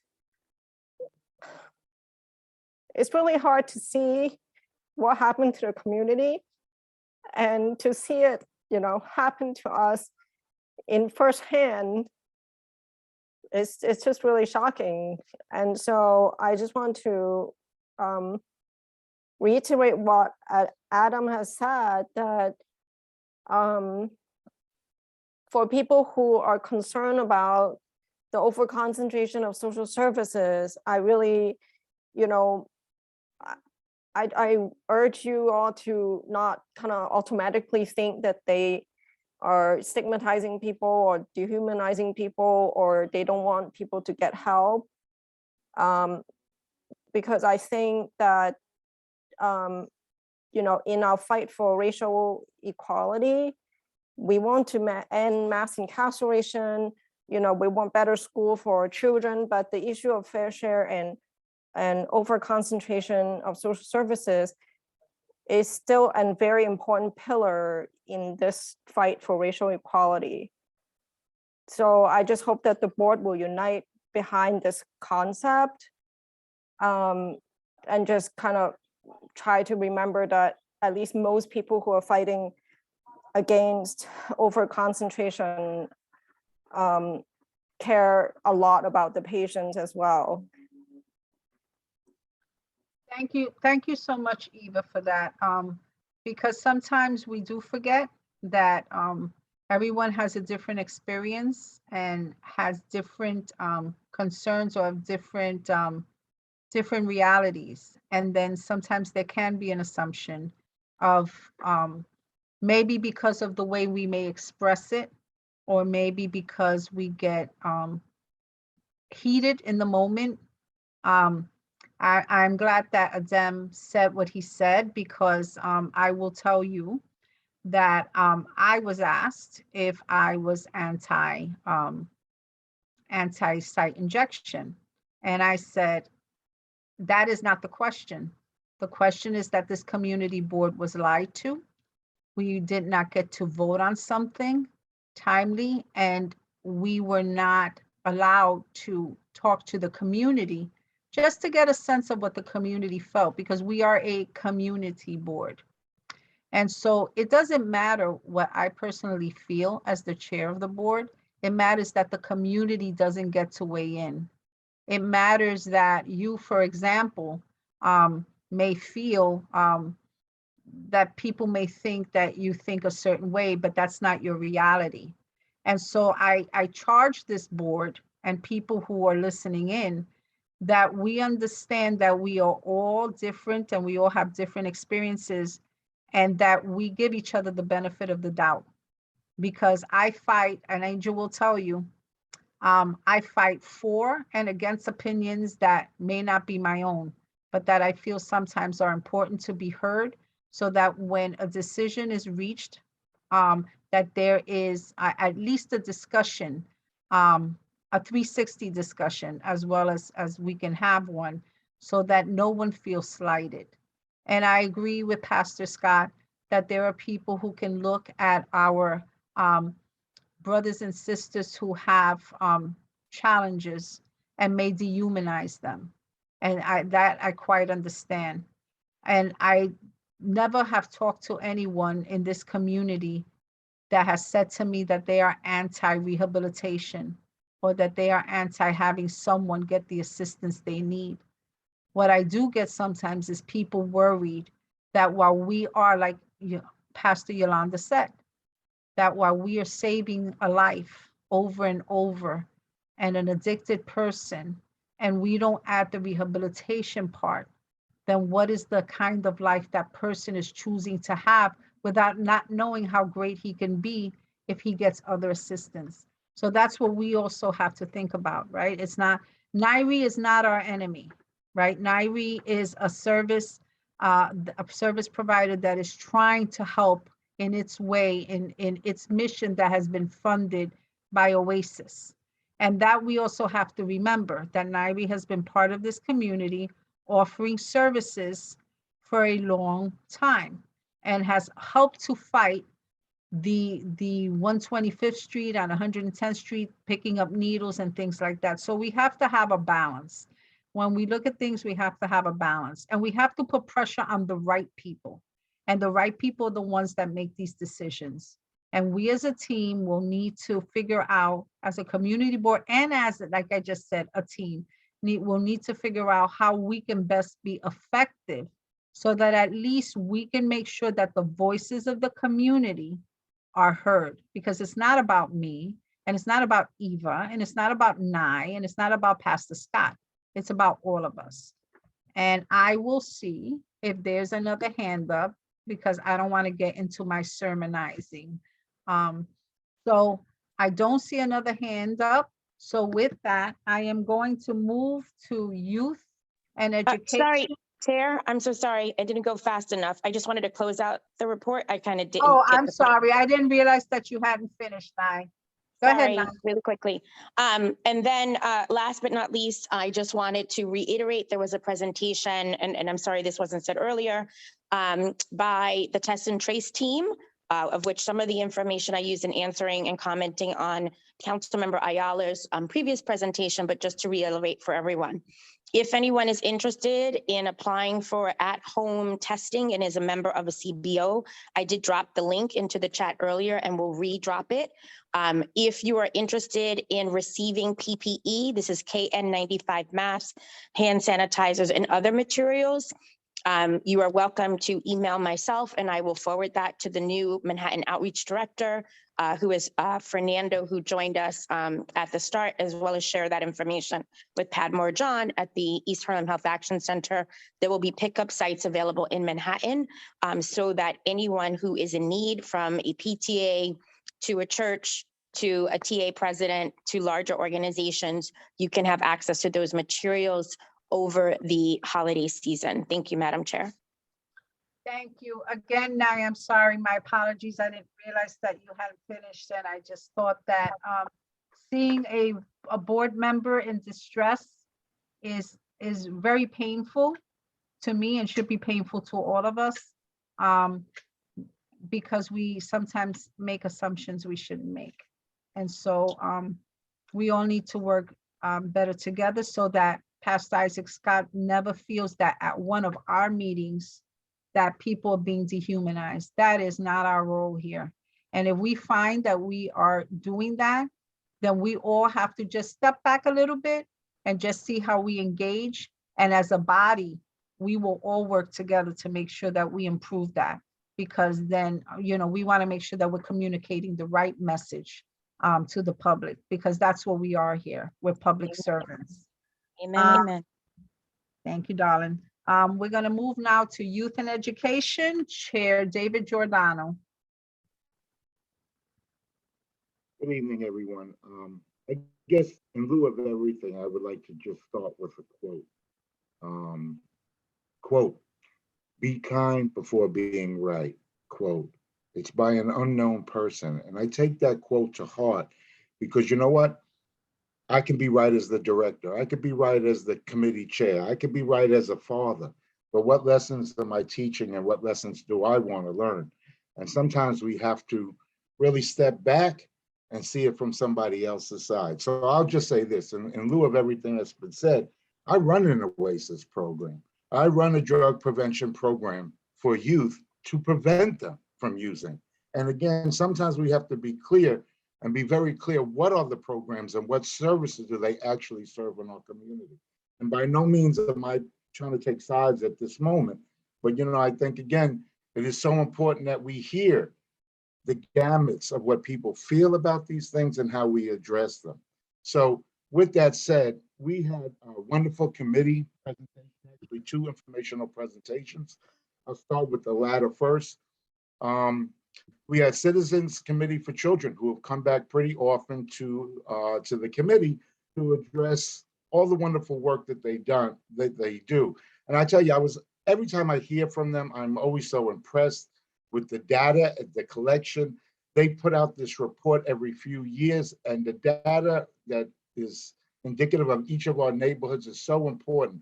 I used to carry around that book and keep it like a Bible, but now everything can be done online. So I encourage everybody to look at our own community, look how we compare to the city at large, especially around issues that affect people living in the community. Also, what I was really impressed with, and I didn't know before, is that they also do a community youth community leadership program that they operate, and they do trainings, both with providers of CBOs, but also with groups of youth and also with youth themselves. So I encourage all of our members on the Youth and Education Committee that maybe this year or next year, we should all look into taking that particular course that's given by Citizens Committee for Children. I do want to really highlight the first presentation we had. And really, it was an amazing presentation by, Kimber Bogart that used to come before us and some of the research she used to do, and Ms. Taylor, Shania Taylor. A lot of the work they've done has been in part to this presentation that we received. And it was an informational presentation on the results of intergenerational action, adolescence, and child team research conducted. So a group of Heritage High students and college students, graduate students, worked along together with NIAM to create a survey, to create a presentation on how kids are impacted by gun violence in their community and sexual harassment. And I mean, these kids really did a wonderful job in both presenting the topic, but also raising awareness ourselves and saying they're wrestling with these issues. And we began something with them that I hope that we will continue. I did reach out today to Dr. Lecrae, who presented from NIAM, and really want to continue the relationship and discussion that we began with these young people who presented. And really what they came is not just to present information, but also to seek from us as the community board, what is our position? What can we do to support them and help them in dealing with gun violence? So at the end of the presentation, they left us with 4 questions. Discussion on gun violence. How can we help students who are affected by gun violence in our community? What organizations can we invite to our community to work with us to prevent gun violence? And if you heard these young people, I mean, this was such a professional presentation, research, data, supported their conversation and their topics. And I have to say is, these things we're doing in our community. We're doing with the Union Settlement Hub grant. We're doing with the East Harlem Consortium, working on a tier grant. So, what I want to do is bring us together and further these discussions and bring young people together. Kind of what we did a few years ago in this community, along with the elected official, is put on a youth symposium to really address the issues by youth. And in some of the work that we've been doing in the tier around this particular issue is that kids want to be heard, that they want to have a forum to voice what they're experiencing and what else can be done. The other topic this young group also talked about was on sexual harassment and how they are impacted. And one of the things they asked is how can we make places in our community safer to prevent sexual harassment? And what was interesting is we also talked a little bit also into tying in the public and safety and public committee into this discussion as well, because one of the topics came up is many of the kids, they feel safe on public transportation, but they don't necessarily feel safe waiting for buses and on dark street corners. They don't feel safe in the actual train station. And they wanted to have discussion about these. So we want to invite them back. I'm going to invite them back to continue these discussions.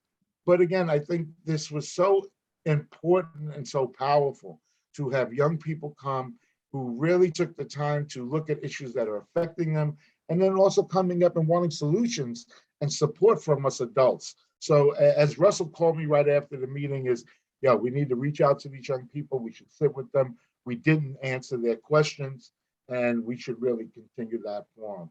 So again, I sometimes it's out of the mouths of babes that challenge us older, wiser people into where we need to look to the future and how we must involve everybody in these discussions that affect our community, both with the moratorium and that relation, but and how our kids are being affected and impacted in our own community. Any questions? Any happy holidays all.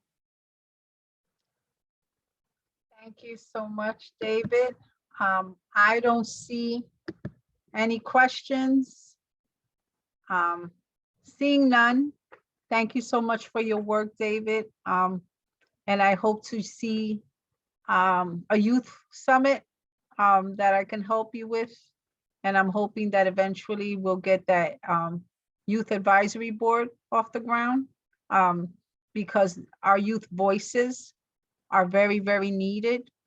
And I'm just gonna take a moment to just state that I was walking on 106th Street between 2nd and 3rd, and I was gratified to see an LGBTQ residence that's going to be coming up, done through Chris Cirillo's group, because a lot of our community voices are young people, their voices are shut out. And I'm hoping that as one residence is done, that we through our community realize that we have to reach all our youth, not just those that are in school, but those that are homeless, those that are in houses where they're getting abused and beat and just need support, because our youth are our future. And if we don't start laying that foundation in a better way for us now, we're going to be terribly lost. So that's, again, my sermonizing. And with that, I don't see any questions. I'll just add that mental health, social work services are so needed in schools right now to support young people.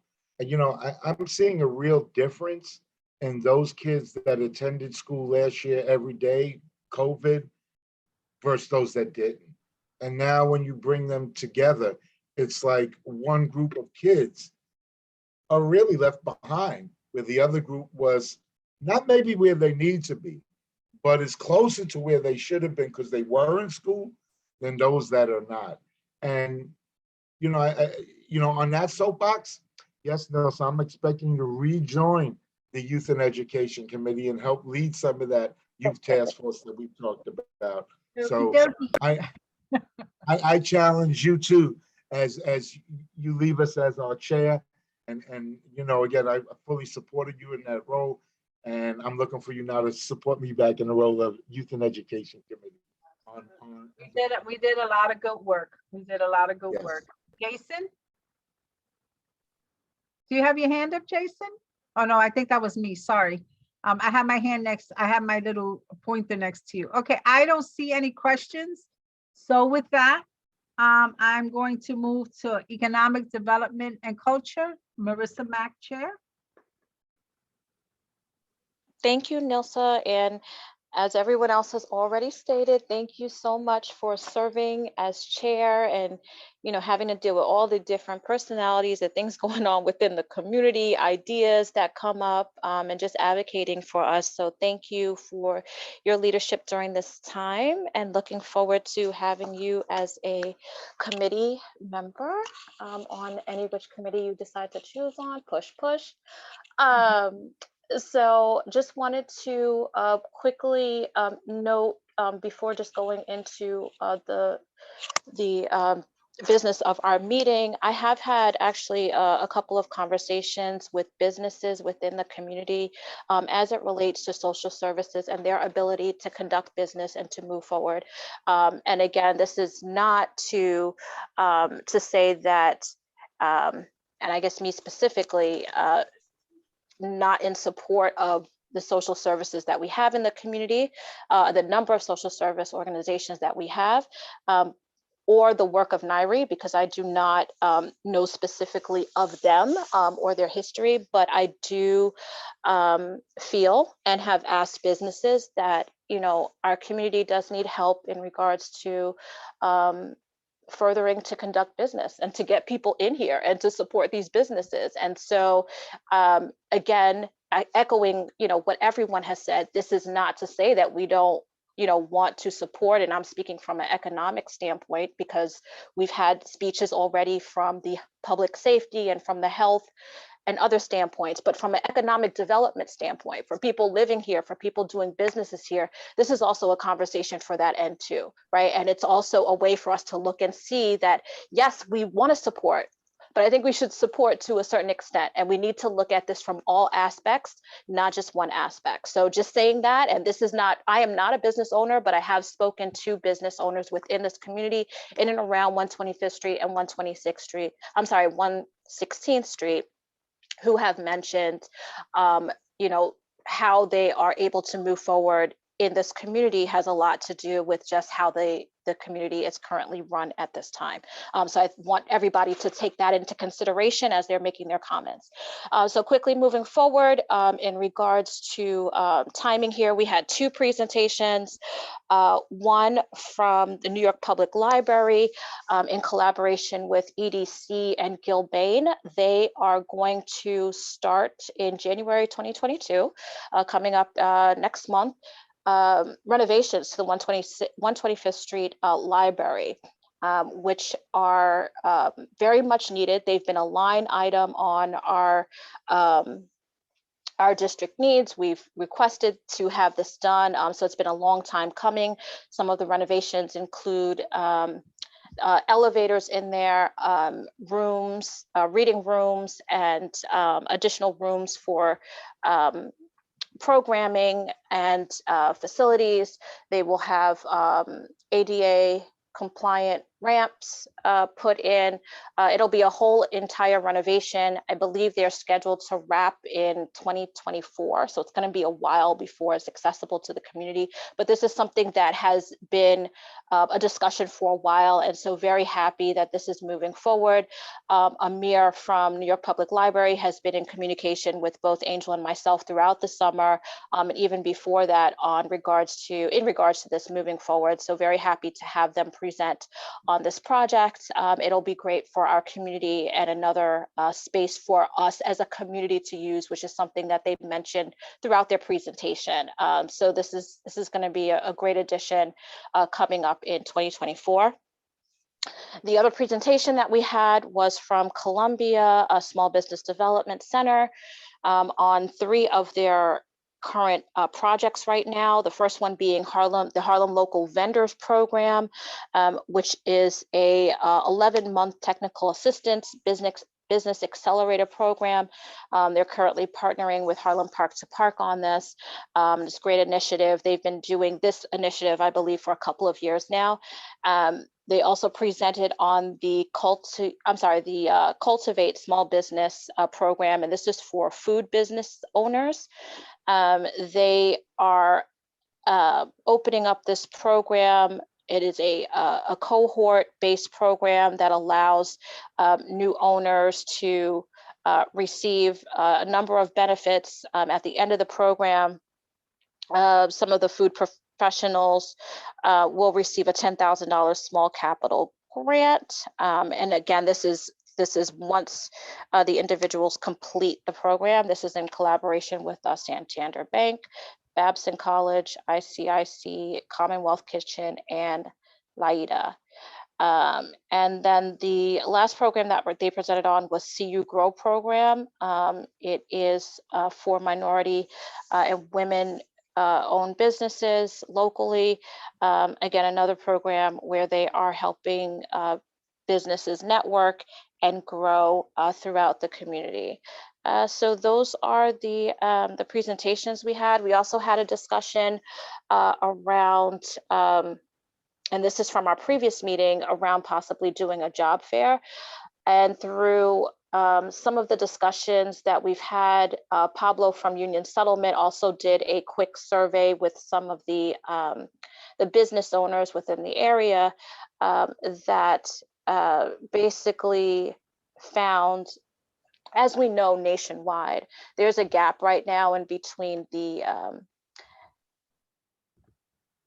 number of people that are actually looking to be employed and the number of businesses that are looking for employees, right? And that's for a number of reasons. People are staying home because of COVID, tax credits.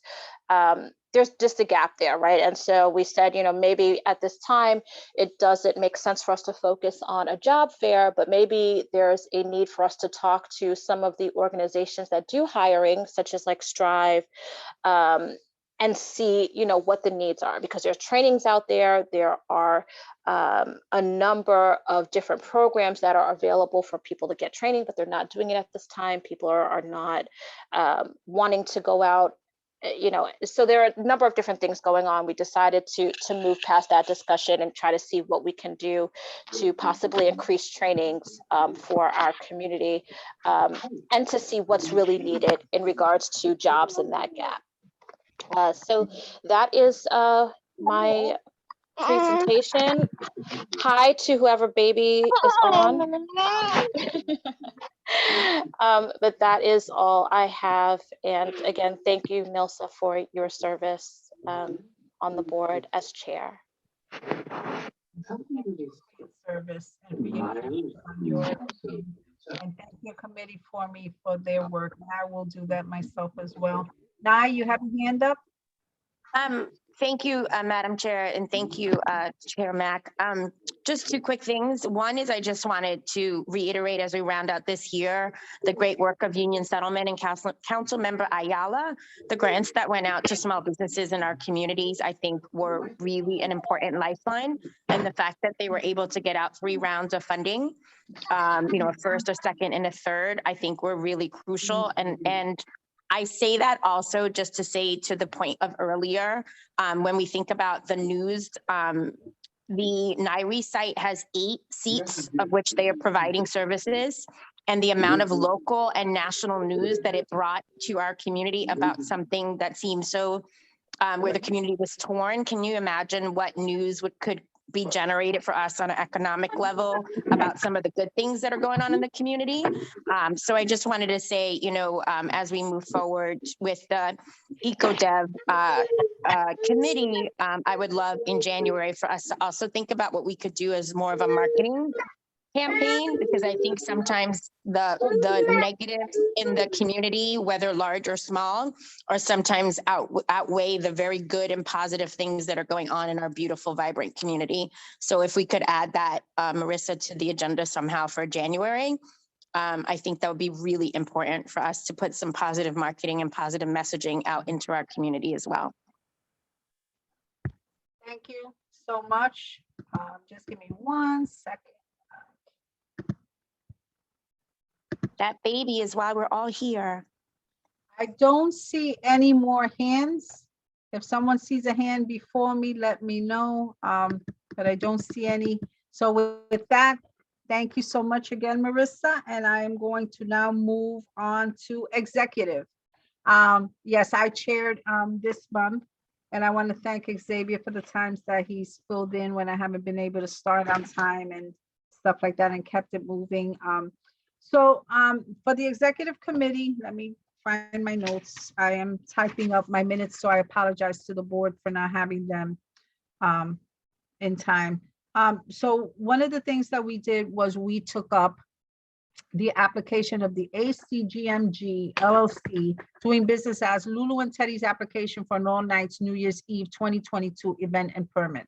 I will let Adem speak a little bit on it, but just to give you a little bit of background, the committee, Licenses and Permits Committee reviewed it, and they had some questions. It is an all-night event. It is just one time, and it is during the New Year's Eve, I believe. I just have the letter right here somewhere. And so they wanted to ask if they can possibly do this event for until it was from 11 p.m. to 8 a.m. in the morning. They were asking for a permit for an all nights permit for New Year's Eve 2022. The committee reviewed it, and as you saw before, did a denial. And so we took it up and we put some conditions. So Adem, while you're here, I don't know if you want to explain a little bit about what we did, or I can just give a brief synopsis of what we did and why we voted the way we did. You'd probably do it better, but I got some new information, so I think maybe I should just share that. Absolutely. Okay, so basically, I think I said earlier that what I had gathered from the committee was that they really weren't against the event. They just wanted, being that it's an all-night event and we didn't know, if there were younger children living around there, whatever, that we wanted to at least know that the people living nearby were okay with this happening. Normally, we require signatures from any application, but due to COVID, we've kind of put that off just because it's not really easy to, walk up to people and get them to sign something. So we had requested that they come to executive, they did.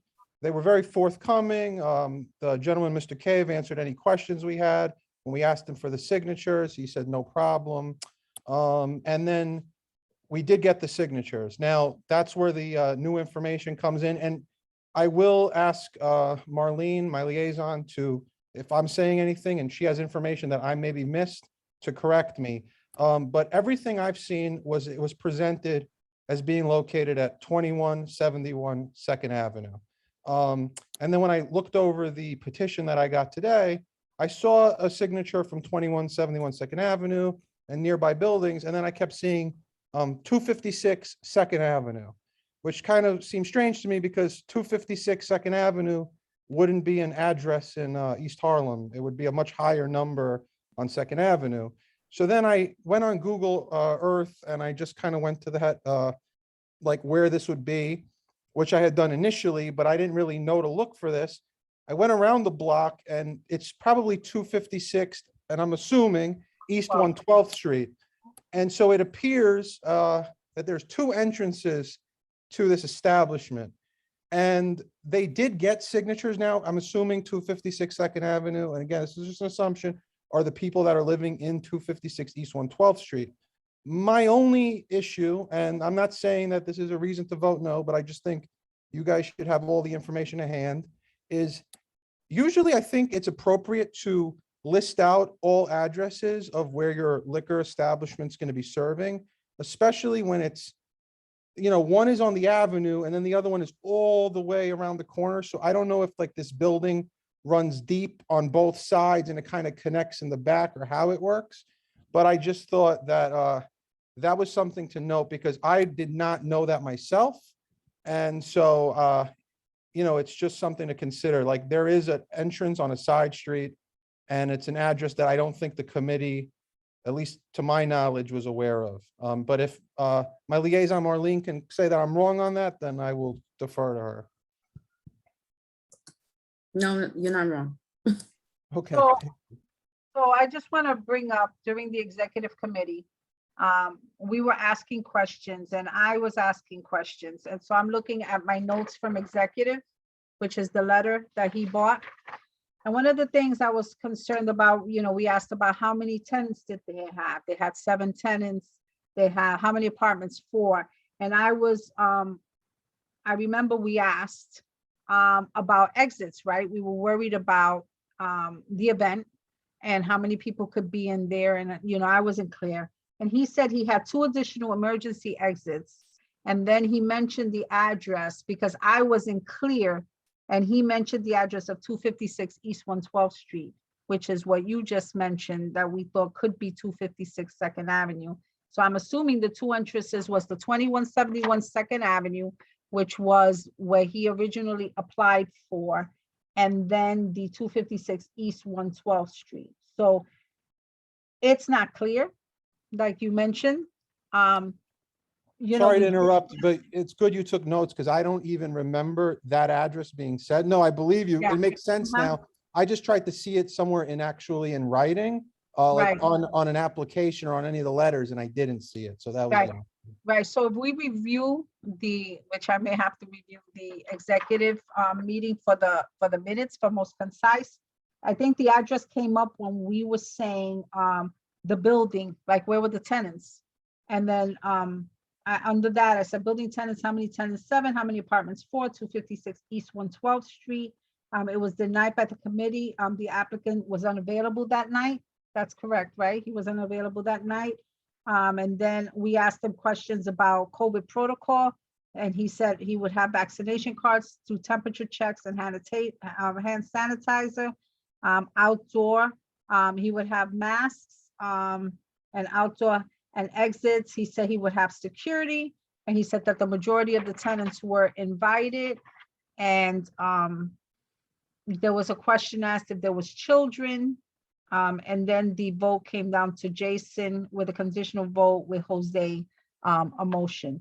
So in light of what you're saying, so the executive committee took a position that, and we voted and we gave them a conditional approval based on the fact that they would get us letters or at least signatures of the tenants in the building stating that the event was, that they were aware of the event and that they were fine with the event. Is that correct, Adem? That was it. And then he apparently supplied a landlord letter in addition to signatures from the tenants. And so now there seems to be a question because the signature is not saying 256 East 112, if actually it is 256 Second Avenue. And that's, if that's what it conveyed.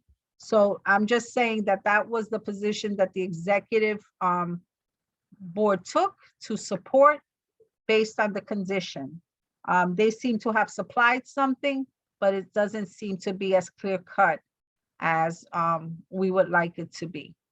That's correct, right? Adem and Marlene, I'm like saying. Yeah, it. that's correct. I mean, again, we can make the assumption that 256 Second Avenue is 112th Street. I think for me, my issue slightly more than that even is just that, again, I don't recall seeing that address on anything, on their letters to the board. I even looked way back to like their old 30-day notice from their liquor license application. It's always saying 2171 Second Avenue. Maybe Right. there's somewhere it says it, but I haven't been able to find it. Right, and I didn't see it anywhere either. That came up when we asked about the building and the extra Correct. exit. And then we were like, I was like, was there exits there? Because I didn't know. I think I know the location that you're talking about, because I think I pass it every day, but not the address, right? And so that's, it's written here. I can't say in what context he gave it to me, but if he gave it to me as part of the emergency exit thing, or in terms of the tenants where they were actually located. Angel, do you remember anything that that you might be able to shed some light on based on what I said, or that your recollection might add to any of this? So no, but I am familiar with the location. Okay. This is what used to be the Duck, the dive bar. So it does connect from Second Avenue to 112th Street. And most of the bar is on the 112th Street side. So the entrance, at least the way it was set up when it was the Duck, was on Second Avenue. And there was like a couple of like Keno games and a pinball machine or something. And then you make a right turn into the bulk of the bar, which is on the 112th Street side. And the 112th Street side is where the residential units are that they got the petitions from. So it's one in the same space. Okay, I see some hands raised. So I'm going to pick them and see what they want to add. Andrew Padilla. Thank you, Nilsa. So in terms of the address, I do want to clarify, if you look up 256 112, you will actually, Google Maps will send you to the side entrance of this bar. I have drunk there many times. It's one of my favorite bars in this city. I would not be surprised if that 256, was Second Avenue, and that there's a number of signatures from that building, because I have drunk at that bar with people who live upstairs to that bar. It's that neighborhood rooted. The reason, however, that I wanted to interject here was I have two questions. The first question is, when the committee reviewed this at licenses, and when the executive went over this, was the current, and I know that this is just kind of getting worse over the last few days, was this current spike in COVID considered at all in the discourse at either committee? I can understand if not, because this is just the last couple days, but I just want to ask before I ask my second question. So just speaking on behalf of executive, that was one of the topics that did come up as we were discussing it, the concern about COVID safety protocols.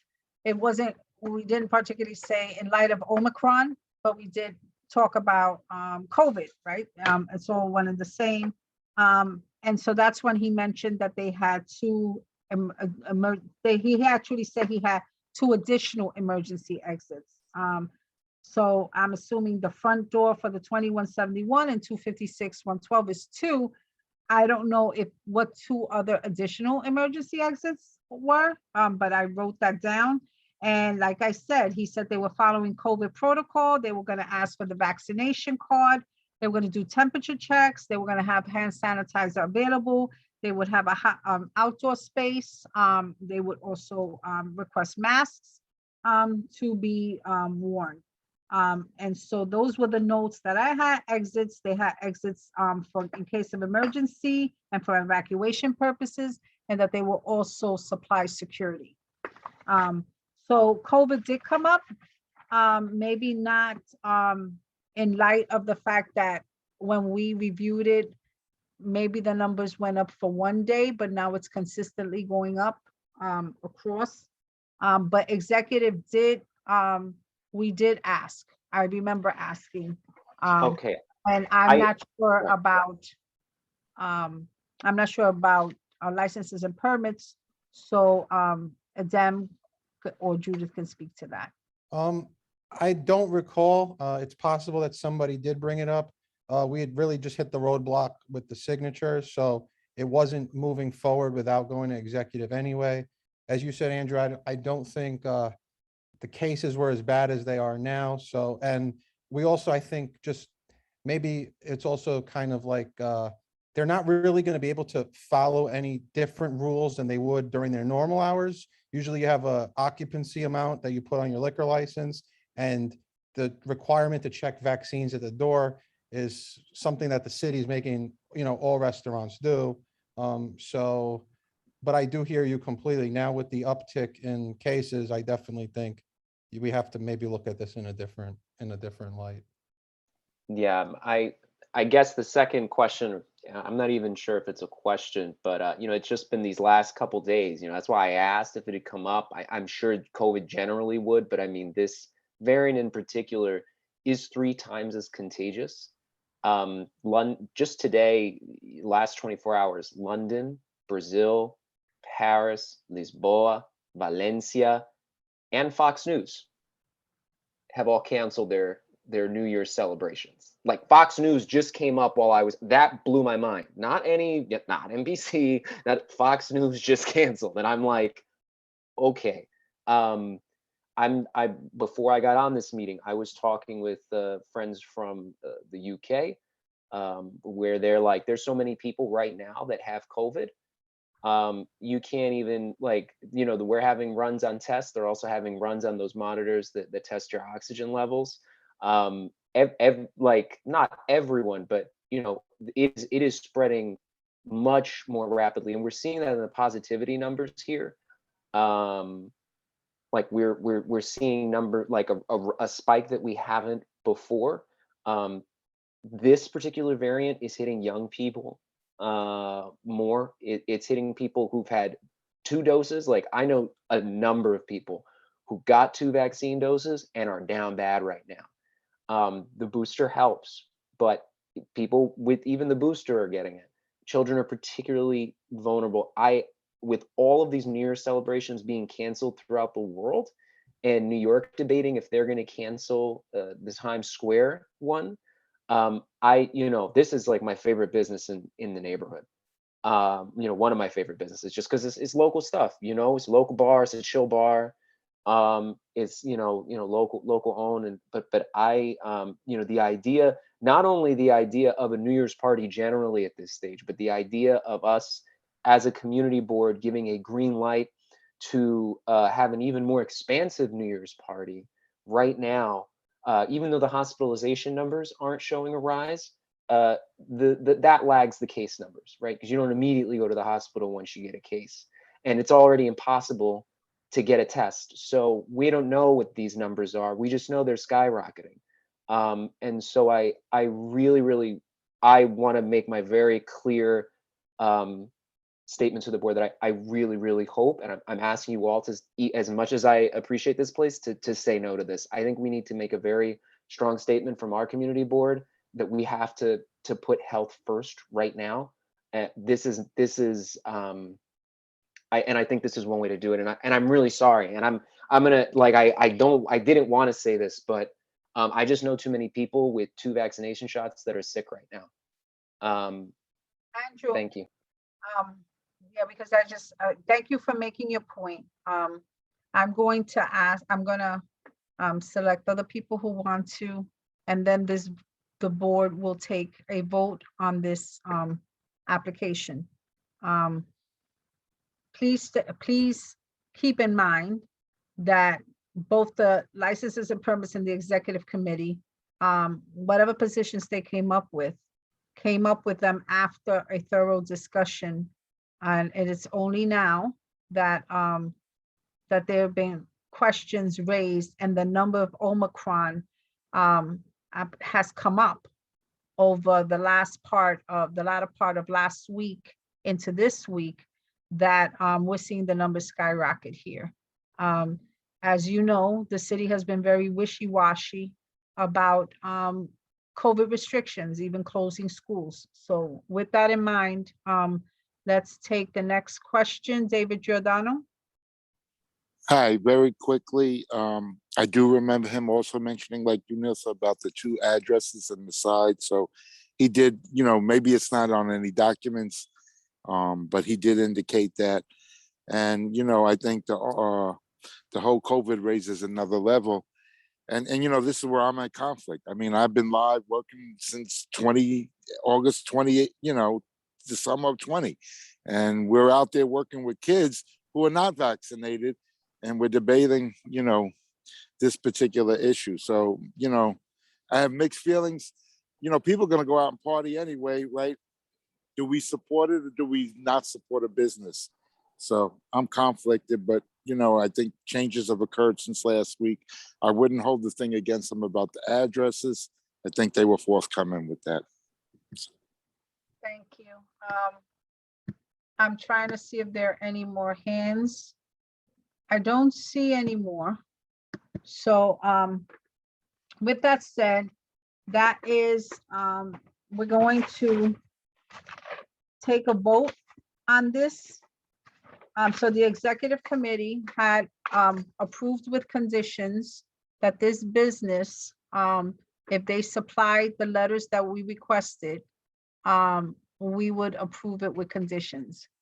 They did supply what we asked for. There was a little bit of clarification needed. So that position stands.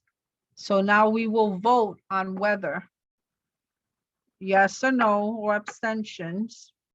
How does this board feel on an individual level so that we can then move on to an executive session? So Angel, can you call the roll call vote? Sure. Jose Altamirano, Yes. Stephanie Arroyo,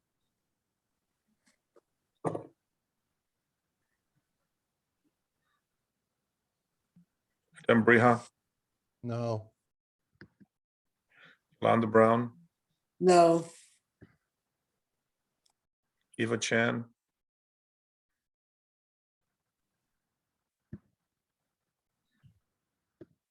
Angela Donadell, No. Jessica Elliott, No. Judith Ferraro,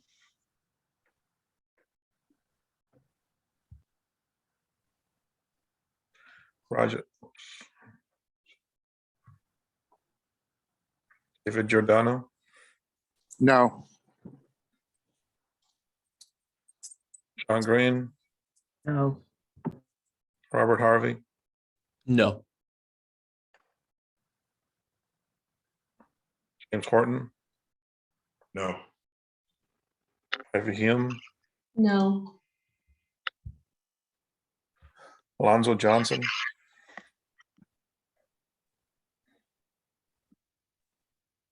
Robin Krinsky,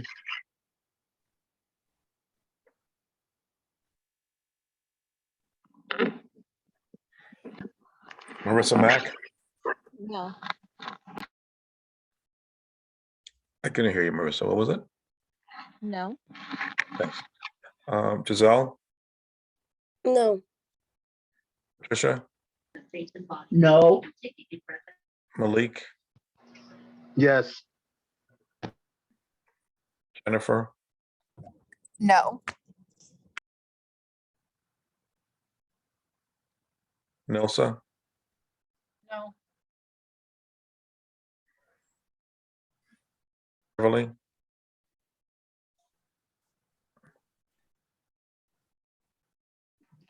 You called me? I did. Oh, I'm sorry. Mine is no. Andrew, I'm gonna have to vote no. Art Perez, No. Robert Perez, Don Sanders, Abstain. Xavier, Abstain. Isaac, No. Russell Schuler, No. Nye Whitaker. Well. Sorry, Sorry, I that didn't hear wasn't that. that. That was wasn't enough. me. No, that was someone else. That wasn't me. So what's your vote? Abstain, please. Michelle, what's your Clement? Abstain because I think it shouldn't happen in the first place. Jordan Wright, Abstain. Jason Wu, Abstain.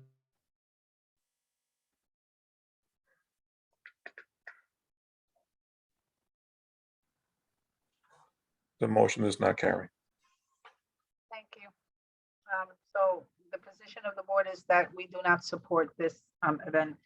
The position is you have no position. Exactly. That's true. Thank you. And so I want to go into the other part that we discussed very briefly. Well, we didn't discuss it briefly. I want to do it briefly here. Is attendance. The work of the board. It's important that we attend regularly so that we can do the work of the board. And we have attendance issues. And so in the new year, we're going to start with new leadership, new secretary and new leadership at the helm.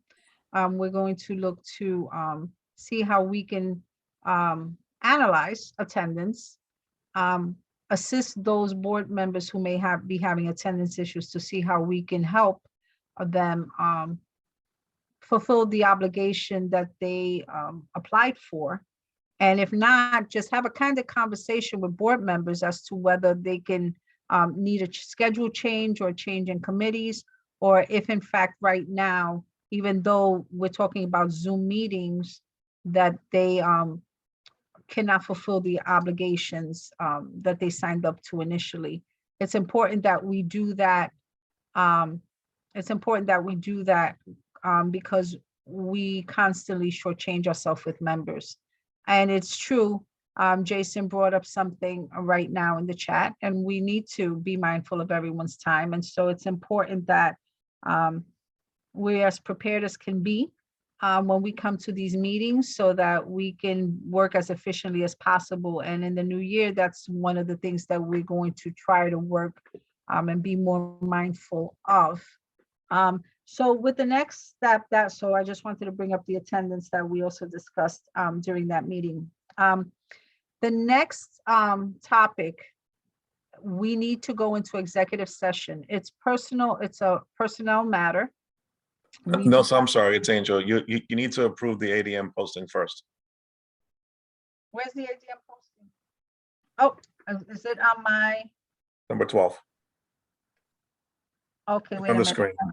Yeah, my agenda is missing something. Okay, so also at the community board, during the executive meeting, we looked at the job vacancy notice. Everyone should have gotten a copy of it. The executive committee approved it through a motion by David, and it was seconded by Jason.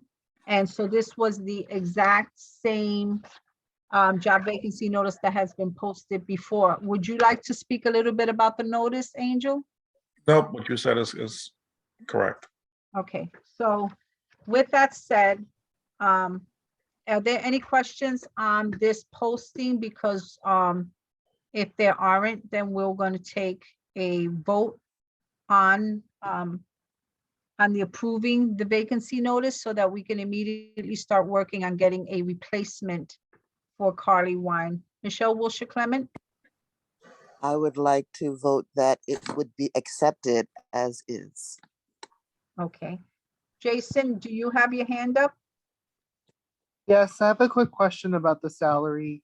Is that salary competitive? Is there any possibility of increasing it? Because given kind of expertise required and the competitive job market, do we even think we can hire someone at that salary? I can answer that. Yeah, yes, the salary is competitive. That's what starting ADMs are getting.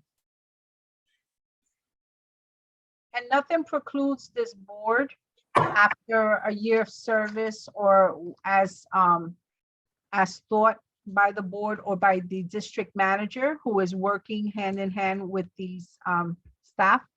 There's nothing to suggest that after or this can't be a review after a year. And based on the review, offer some kind of a percentage change.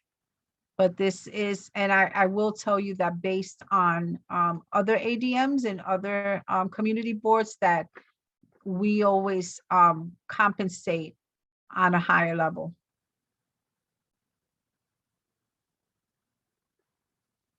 So if there are no more questions, Michelle Wilshire Clement did a motion to accept as is the job vacancy notice. Is there a second?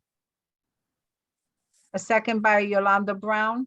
Okay, Angel, can we have to do a roll call vote on this or can we vote by acclamation? You could do by acclamation, that'd be great. Okay, so all in favor, right? Hello, all in favor, say aye. Aye. Aye. Aye. Aye. Y'all sound in pain. Are there any noes? Any abstentions? The motion passes by acclamation, Angel. Thank you. Okay, and so now we're going to move on to the third one. Thank you for bringing my attention to the 12th. I was looking at my written agenda. So we are going to go into executive session to discuss a personnel matter. We're going to also do this by acclamation. So is there a motion for us to move into an executive session? Motion by Adem Briha. Is there a second? Nye Whitaker. With that said, we are going to all in favor by acclamation. Aye.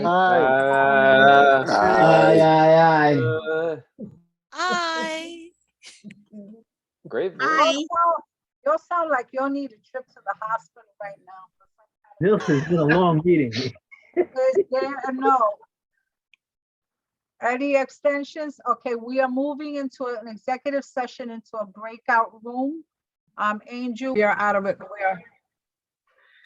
We are out of executive session based on a motion made by Adem Briha. And we will now vote on a merit increase for Marlene Pierre. Is there a motion to vote on this matter? Motion by Adem Briha. Adem, you have your hand up. Yeah, just making the motion to support the executive committee's approval for a merit-based increase for Marlene Pierre. I'll just say of 12% to keep it simple. Yes. Okay. Beverly Pavone. Are you seconding this, Beverly? Yes, I'm seconding it. Thank you. So we are now going to roll call vote on this because I don't think we can do this by acclamation. Correct, Angel? That is correct. Yeah, definitely. So Yes. Oh, wait wait, for your sorry. name. Wait for your name to be called before you jump. Yes, that'll be helpful for reporting and minute purposes. Thank you so much. Jose Altamirano, Yes. Stephanie Arroyo,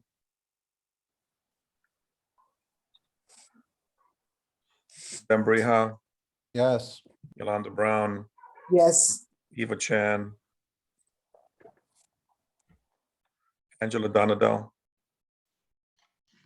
Yes. Jessica Elliott, Yes. Jessica Elliott. Yes. Did you not hear me? Yes. Someone was laughing or cackling. Judith Ferraro,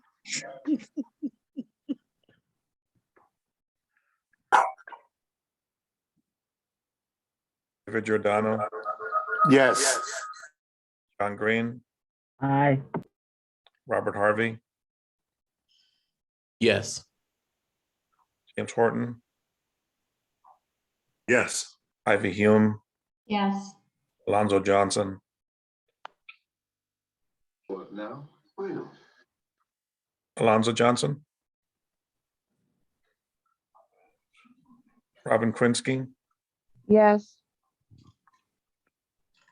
Marissa Mack, Yes. Giselle Malave, Yes.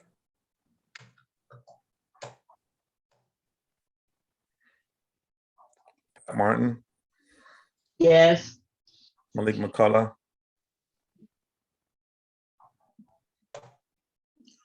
Malik, Yes. Jennifer heard me? Meyer. I heard you, buddy. Thank you. Jennifer Yes. Meyer. Thank you. Nelson Rama, Yes. Beverly Pamone, Yes. Andrew Padilla, Yes. Art Perez, Yes. Robert Perez,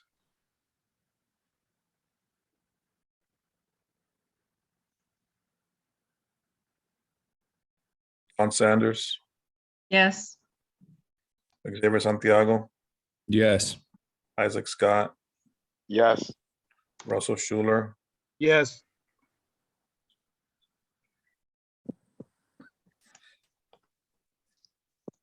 Nye Whitaker, Yes, and please excuse me, I was admiring the Santa suit. Michelle Wiltshire Clement, Absolutely. Jordan Wright, Yes. Jason Wu. Yes. The motion carries. Merry Christmas, Marlene. Thank you all so much for your work and your, and your support of the staff. That's really, really important. With that, we're gonna move on to new business. We don't have any new business, do we, Angel? Man, I think that's enough. I know. You mean you don't want a 5-hour meeting? No. Okay, Absolutely so I not. said Don't we no. usually Okay. have the party after this? This was the party. We've already had 5-hour meetings. Any old business? No. Damn. Okay. Our Madam Chair went out with a bang. She's like, I'm gonna keep you guys here all night. But notice I didn't do much of the talking. It was all you guys. That's We're all gonna- right. we're We gonna love do- you, Nelsa. I love you went too, out. You Jose. went out in style. Always. I look dowdy, but I do things in style. So with that, we're gonna do a roll call vote. Well, before we do the roll call vote, so we can do it quick, the announcement. Angel, would you like to do the announcement before the roll call vote? But also, can we do this roll call vote in conjunction with ending the meeting and approving the committee reports and the officers' reports? Because I am not sure that we did that. You don't And need so to. I don't need to. Okay, bueno. Okay, so would you like to make the announcement? Yeah, the next meeting is on January 18th. Okay, do the roll call vote. Everybody's getting cranky. Okay. Go ahead. Jose Altamirano, Present. Stephanie Arroyo, Madame Brija, Here and happy holidays, everybody. Yolanda Brown, Still here. Eva Chan, Angela Donadell, Jessica Elliott, I'm here. Present. Judith Ferraro, Santa. David Giordano, John Green, Happy Robert Harvey. Christmas. Wow. Present. Angel, wait a minute. I'm out. I know you're there. I'm out. Yeah. I think we better stop hitting Ivy- that eggnog and coquito that we're doing Ivy under Hume. the table. Yes, here. Yep. Lonzo Johnson, Robin Krinsky, Here. Marissa Mack, Yeah. Suzanne Malave, Here. Martin, Here. Malik McCullough, Here. Jennifer Meyer, Here. also Rama, Here. Oli Pabon, Here. Andrew Padilla, Still here. Mark Perez, Here. Robert Perez, John Sanders, Here. Xavier Santiago, Present and happy holidays, everyone. Isaac Scott, Here and happy holidays. Russell Schuler, Here. Nye Whitaker, Here. Michelle Wilcher Clement, Happy holidays and here. Jordan Wright, Present. and Jason Wu. Here, good night. I want Not to say yet. Jason Wu tricked me for half of this meeting. I was like, yo, Jason's not even moving. He made a background on himself. He's Well, very still. I well, was like, how can he not move? I was like, well, hold on. I love you. Well, I love you All right, all. And with this, right, happy holidays to you and your family. Give each other a kiss. Don't drink too much. And be safe from COVID and be ready to work next year. I love you too, Dawn. And so I will be happy to join you and raise hell in the next meeting. So thank you all for making my last meeting so wonderful, because you are all wonderful. And with that, good night. Don't cry, Angel. Anyway, I'm joking. Merry Happy Christmas, holidays, everybody. everyone. Happy holidays. Happy Happy holidays, everybody.